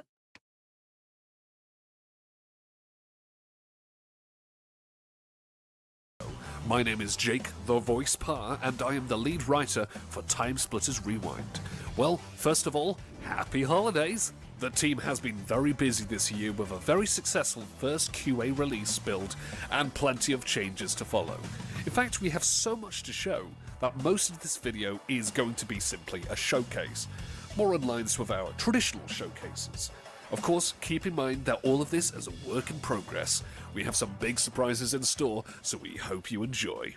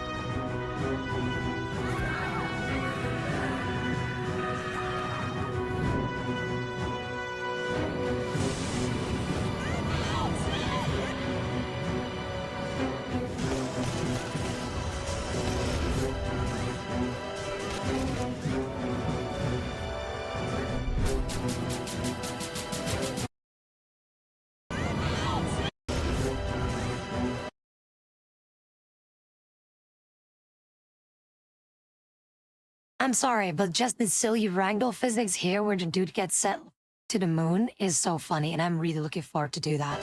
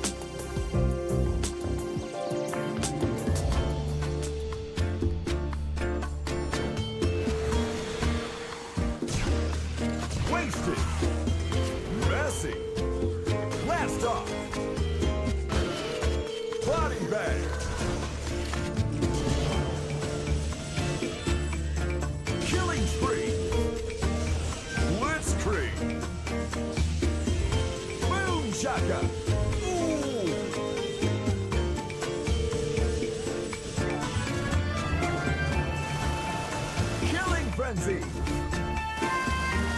That's gonna hurt. Beheaded. Headshot. Execution. Time out.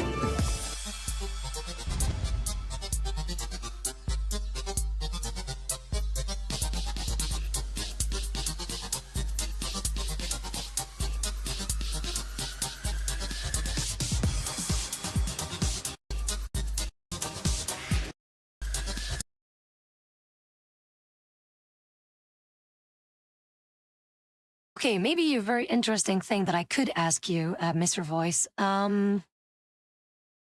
Last Stand, is that the same as Elimination? And what would be the difference between Leech, Regeneration, and Vampire?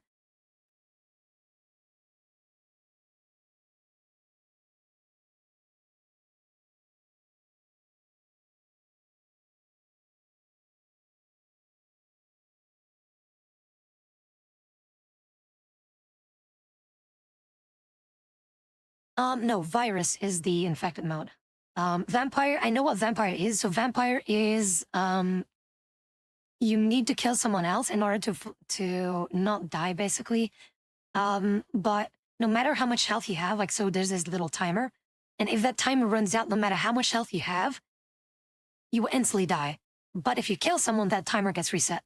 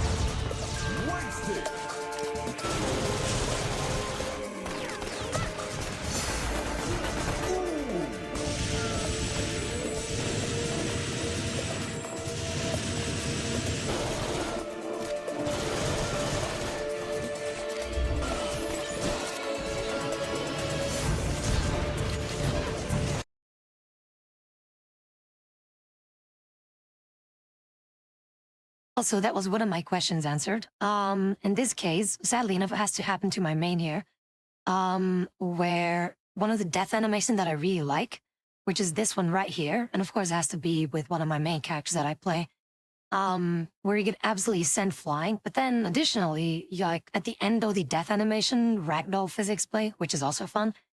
But at least the Time Splitter's death animations are also in here, where here you get absolutely blasted, like, you know, there's a complete blast of just sending, yeah, that's satisfying, that's fun.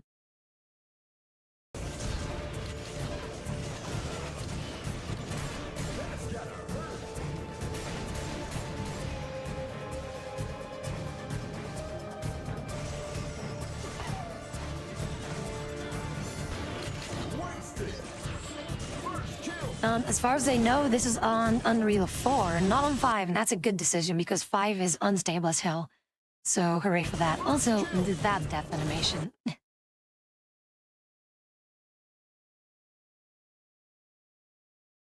Of course, quite the shot, but still, where you get sent flying, it's just really fun. I don't know why, just to get like sent flying backwards like that. I don't know.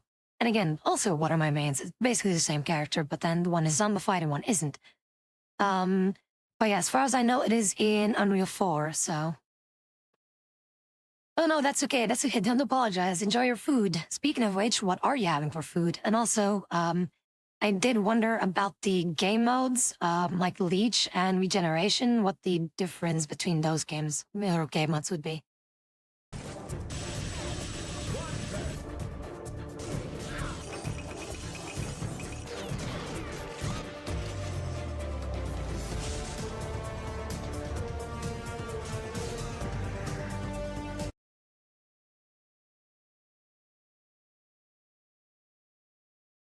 Oh, would you look at that? See, this bullshit mission.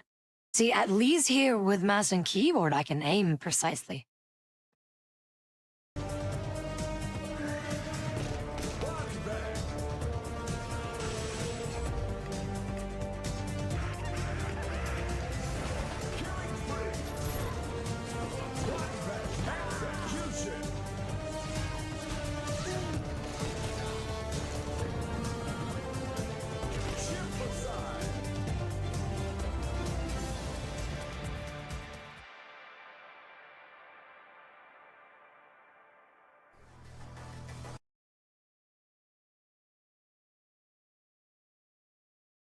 Actually, is there going to be another video, like kind of saying like, hey, Time Splitters Rewind is almost there. Here's some more sneak peeks, or are you guys gonna wait, or just like no sneak peeks until the game releases because it's not that long anymore.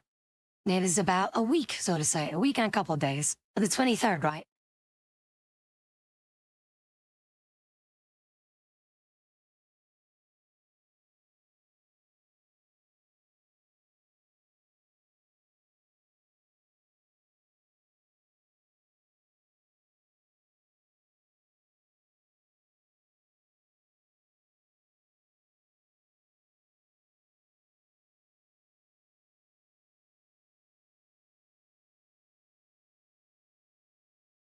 Hello and welcome. For this video, we want to deviate a bit from how we usually structure our update videos.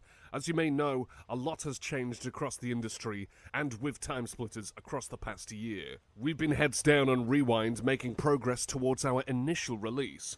While we usually put months of time and effort into our update videos, we are shifting our focus to ensure we are able to produce at least some Anyway, who is type this of guy? content Why does he from the sound so team. familiar? So we are Mr. Part the making this Voice video to Jake? just have a candid Something like that. discussion about Rewind.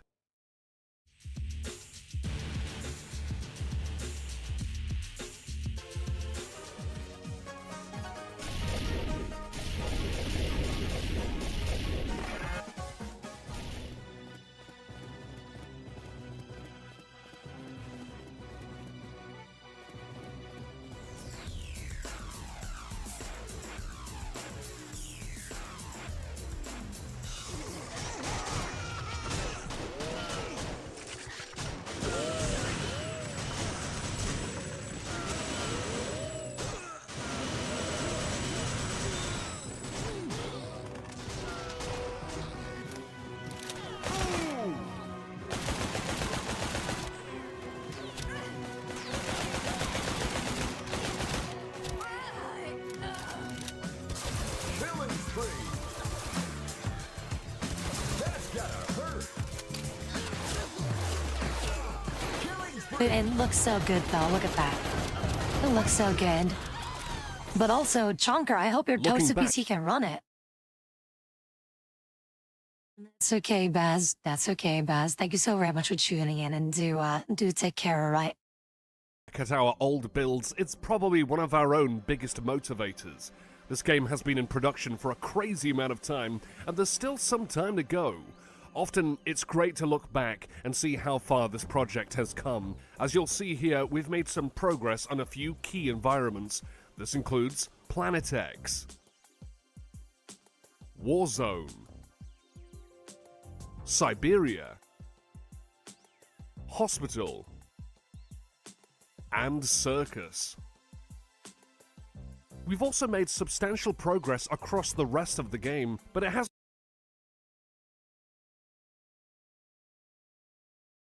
Oh, okay. So, for now, yeah, this might be a little bit of a, how do you say that? a benchmark thingy to know. Dude, speaking of which, the Battle Royale mode, Quan, no joke, I think that the studio behind TimeSplit was a Cry, whatever it was. I think they actually tried to make TimeSplit as a Battle Royale, and it absolutely did not look great. Hasn't always been as fast as we'd like. With the state of the games industry, it has placed our developers into an incredibly challenging space where Rewind cannot be a focus for them, whether that's dealing with potential layoffs, an increasingly difficult job market, or in the case of TimeSplitters, some changes to the landscape of the IP.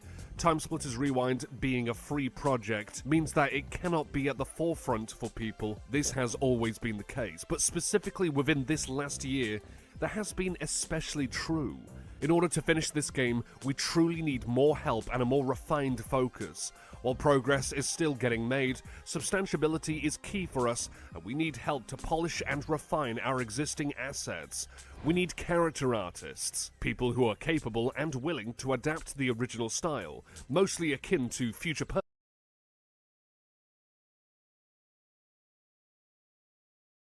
Look at that. At least one of my waifus is in, right? At least one of them is in. I'll take it.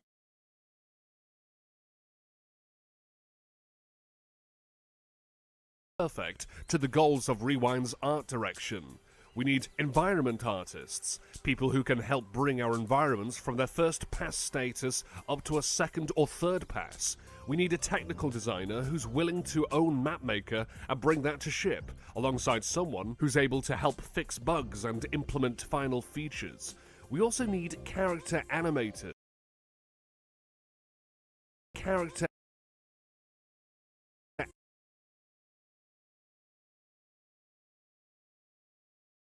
Look at that. You're gonna be so happy playing your ad. Your little goober here, Mr. Voice.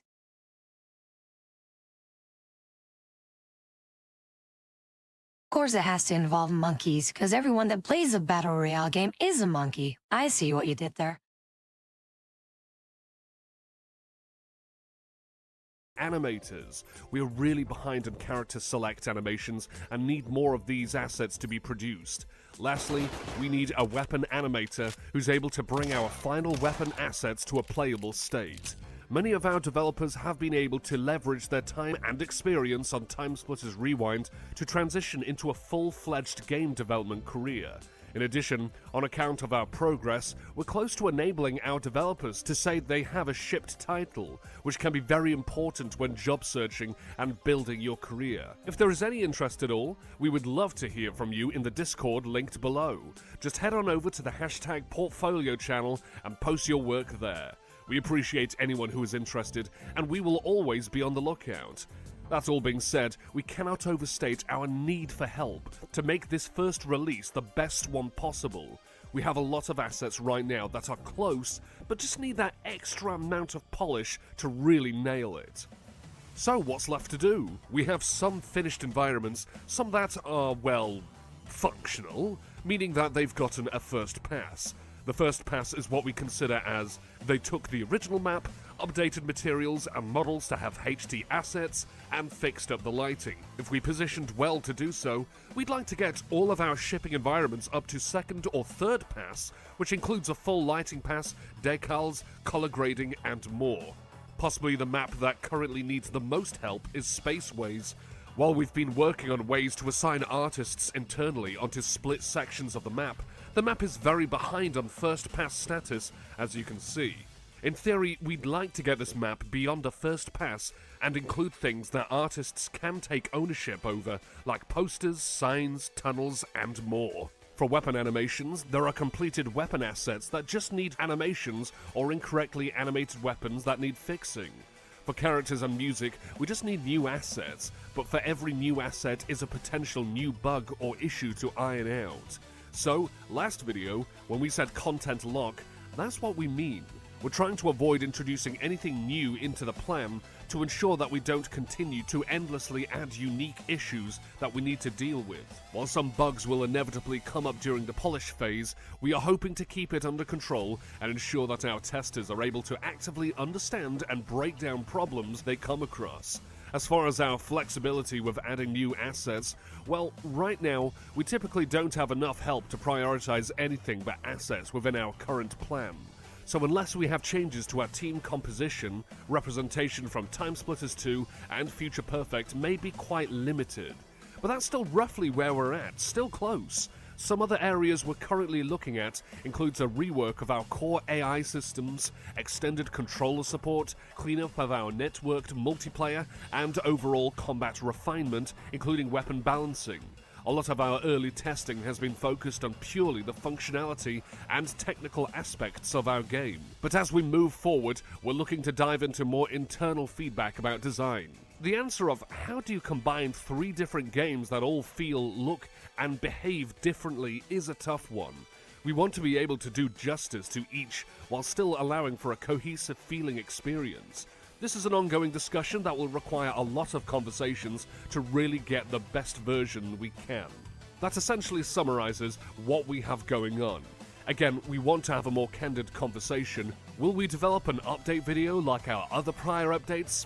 Potentially, but we wanted to get something out to help describe where we are for now. In any case, feel free to join our Discord to continue the conversation, and we look forward to sharing more progress as things develop. Just like to say thank you very much for watching this, and rounding things off in the usual way, it's time to split.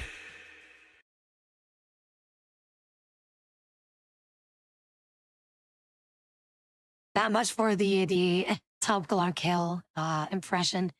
But yeah, I really do hope that things are gonna be a-okay with that stuff, and it's gonna be really interesting though. It's gonna be interesting how things go, and hopefully everything will be going so smoothly that potentially things might be how would I say this? I hope that the game does so well that it's going to be a very big thing, right? Especially everyone that played Time Splitters is gonna know about it.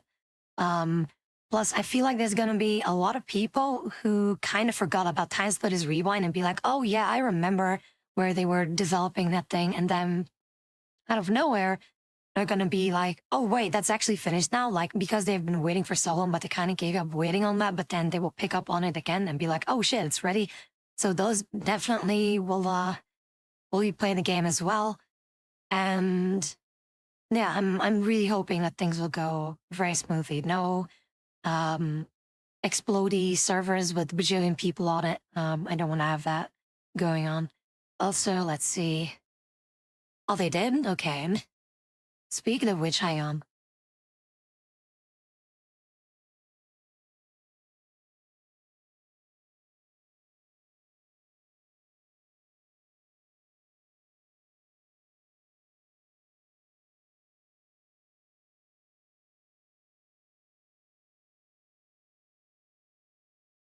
want to see if I can find a certain thing.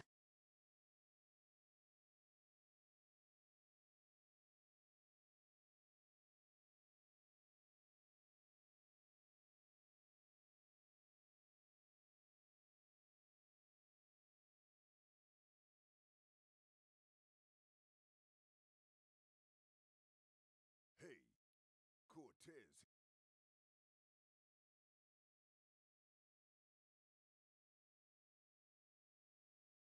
This was so funny the first time that I saw that 12 years ago. My God, see, I've been waiting for this for a long time.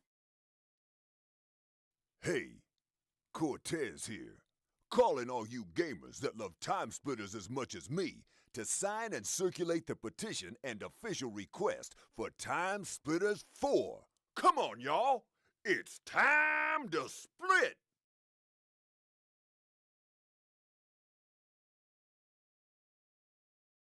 The OG guy himself. That was so funny. The first time when I saw it, I was so hyped for this.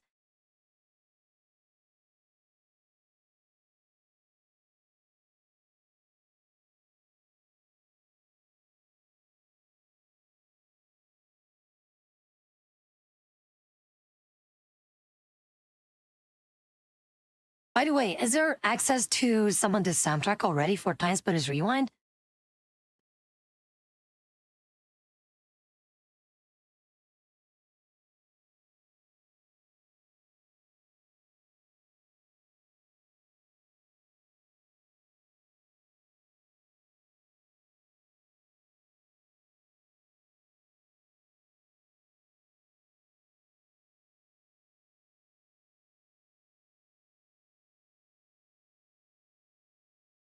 Let's go back a bit to January 2020.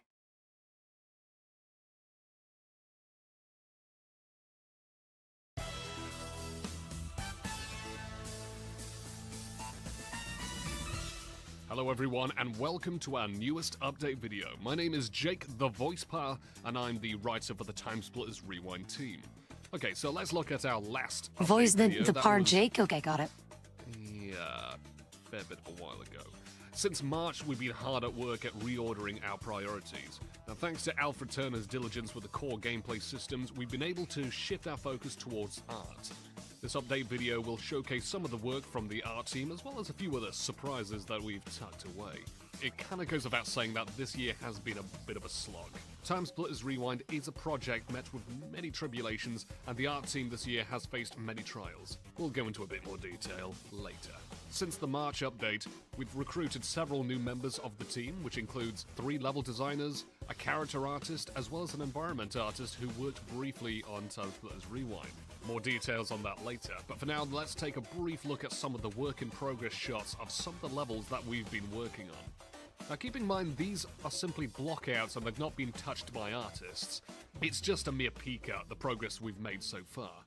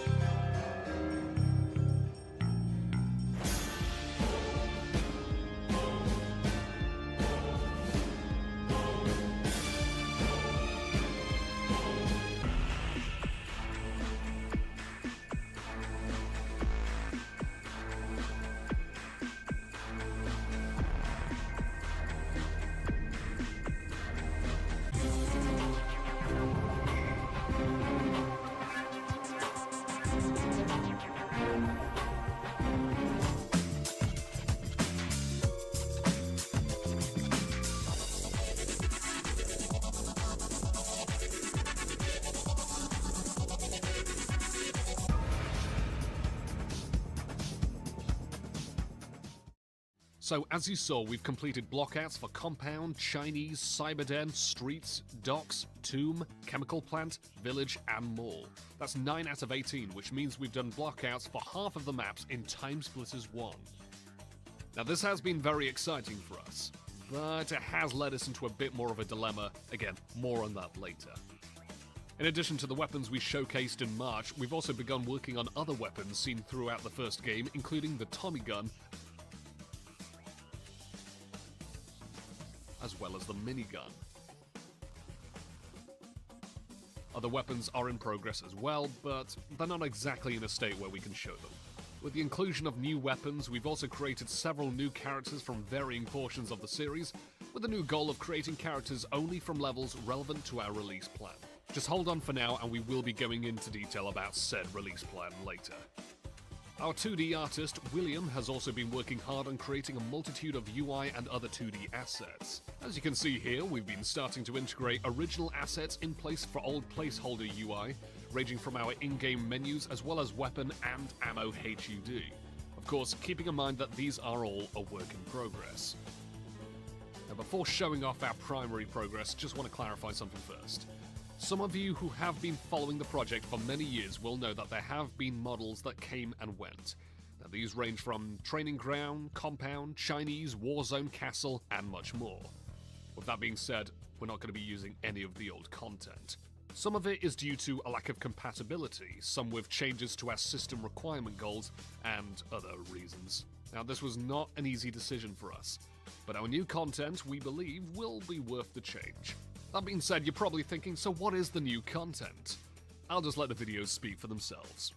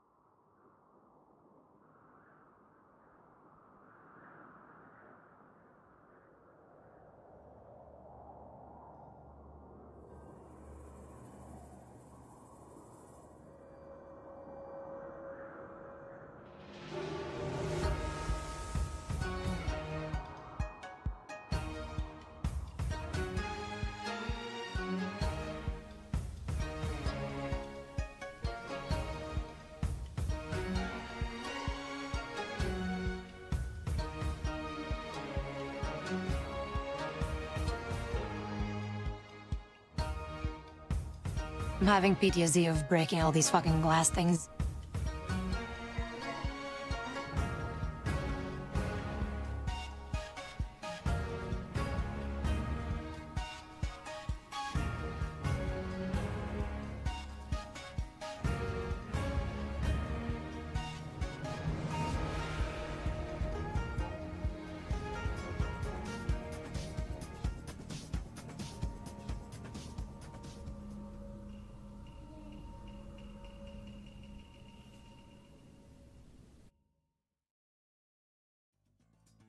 We're incredibly excited to have finished the majority of our goals for these two environments, and our next update video will showcase these in a different light that I hope you'll all be excited to see. But that, of course, will be for another time. Before moving on to some of our final content, I want to take a step back and point something out.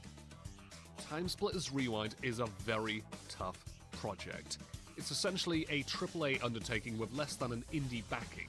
This is no secret at this point, as this project has been in development for, well, since this video's release, over 7 whole years.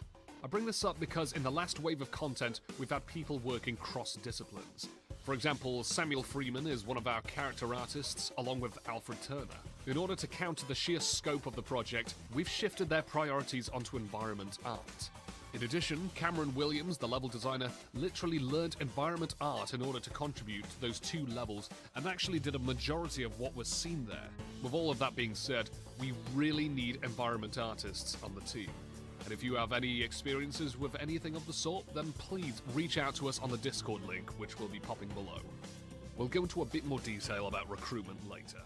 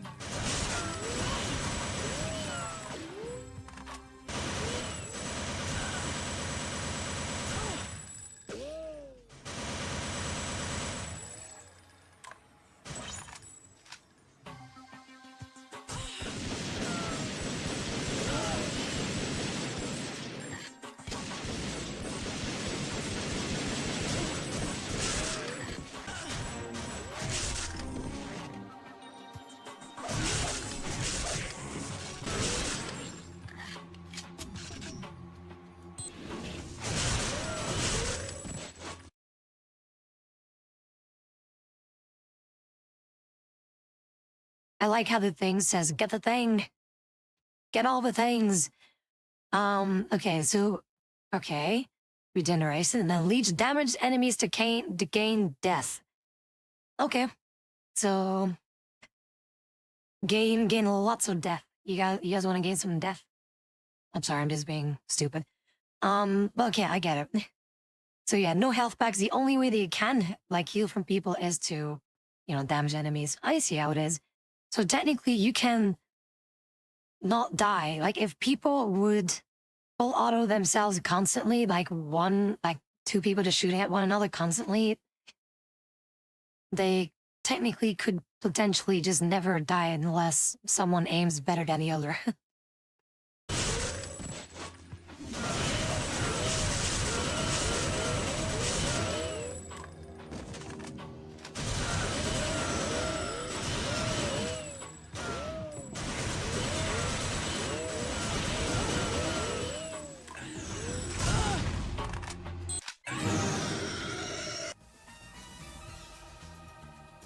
You may have recognized that from Timesplitters 1. Well, you guessed right, folks, we've got Timesplitters 1 story working. Of course, we're just using a test environment at the moment, but the functionality is there. So for our last showcase in this update, before explaining some other things per tradition, we have made a rather significant change to a game mode you may remember from the first Timesplitters game. This was based on some choices from the team to have a more multiplayer-focused experience. We think you'll like our choice, but keep in mind, this is just a work in progress. So for now, we'll be doing a default setup of Last Stand on Training Ground. So in Last Stand on Timesplitters 1, the player is simply tasked with defending their barrels against wave-spawning AI. They'll often target the individual barrels. For Rewind, we decided to take a more survival approach. Players will fight for survival against wave after wave of enemies.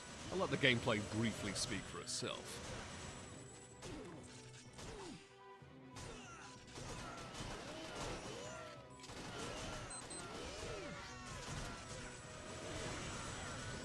Of course, playing this solo is a little bit different, but the functionality is also still there. So that's the new content we have to talk about for this year, but before we end this video, we want to briefly talk about the project as a whole.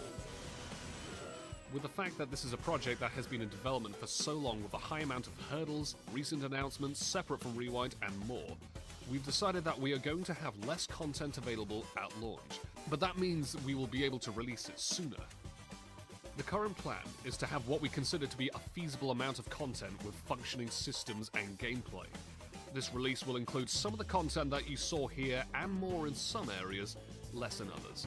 That means that while we have 9 blockouts done, we are nowhere near having 9 completed environments. We will only ship with completed content, and will continue progress on other content for subsequent releases. This is important because it allows us to release the games so that people can get their hands on it, with the idea that, in case something happens to the project, at least there is something that can be played by you and the rest of the TimeSplitters fans. That being said, expect to hear more of that later on. We're not going to be providing any sort of dates because we know that's not really worked too well in the past. However, all we're going to say is please keep your eyes peeled. The rest of this update will be focused on the overall state of the project, recruitment, and a bit of opening up. So if that interests you, then please stay tuned. If not, thank you very much for watching, and Definitely keep your eyes peeled for how many years now? Let's break down 2019 for TimeSplitters Rewind. Starting with the news from last year, THQ Nordic acquired the TimeSplitters IP as stated in many articles. We just want to say right here that this has not affected development in any way up to this point, so ideally we can put that to rest. Leading up to 2019, we haven't put out much content in a long time, and our March update far surpassed our expectations. The sheer amount of passion the TimeSplitters community has shown for this project is extremely encouraging for us, and we're really glad to see such positive reception. That being said, after our March update, we have recruited 6 new members, 2 of which had to leave. While unfortunate, I'd also like to point out that some of the impact this project has on the lives of developers. Several developers on this project have gone on to work at massive AAA studios, other at smaller indie game studios, but the one thing in common is that TimeSplitters Rewind has helped them get there. There are others who continue to work on the project simply in their free time. This project is valuable. As long as there's people wanting this to happen, then we can still keep going. That being said, we need your help to release this thing. Honestly, the project may never see the light of day without some extra hands in the pot, so the 2 that we've mentioned who left our project were people with primary experience doing environment art for the team. Even then, with that being the case, you may have noticed a lot of repeating names during the credits. That is because, as always with Rewind, the bulk of the work primarily falls on particular individuals for various reasons, so our goal is to limit that, especially on the environment art side. This is the area we need filled the most, but we are welcoming to anyone who has a skill set that could come in handy for the team though. This ranges from level design, environment art, blueprint/C++ programming, 2D art, character animation, V-model animation, character modeling, eventually Q&A testing, technical designers, and much, much more. Please join our Discord and make a post in either the portfolio or development recruitment page so that we can get in touch.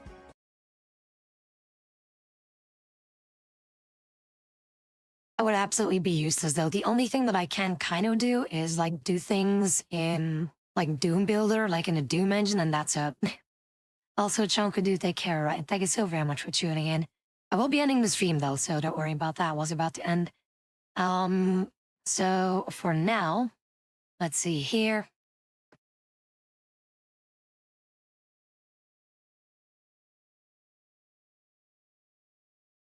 Alright, cool. So I do hope that you guys enjoyed today's stream. And maybe before I end the stream, I kind of have a question for you, Mr. Voice the Jake Bar. What can we expect from the release in a week for TimeSplitters Rewind?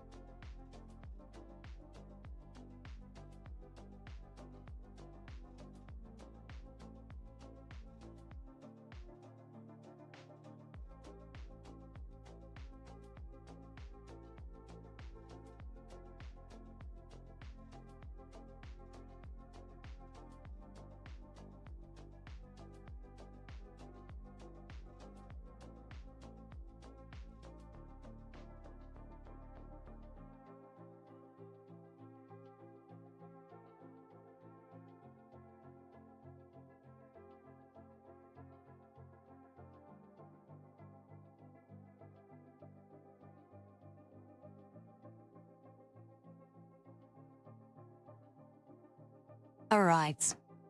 That's gonna be good. So at least there will be quite some replayability from the get-go. That's good. That's what I was hoping for. Good. I'm happy with that. And I guess we'll figure out when the game releases, and hopefully things will go absolutely smoothly. And I'm really looking forward to it. Thank you for the input, by the way. I really appreciate it.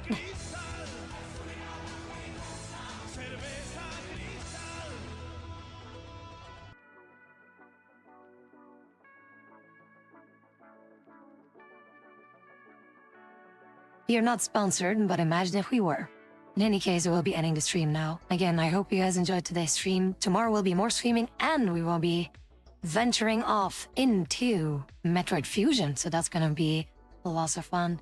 And then after that, the weekends that follow after that, there will be Metroid Prime 2, Time Splitters Rewind, and Metroid Prime 3 until Metroid Prime 4 is gonna be available. So, and that is usually going to be the case for the weekend. During the week, it's mostly going to be retro gaming, Helldivers, all the other stuff, basically.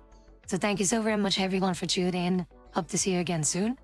And if there's anything, well, rather more like if you guys want to DM me, right, you can always do so. And if there's anything that I can do to help you out with, let me know. So for the time being, I would say do take care, have a good night's rest. Those that are going to bed. Hey there, Davis. Stick around for the raid. And remember that I love you all for being you.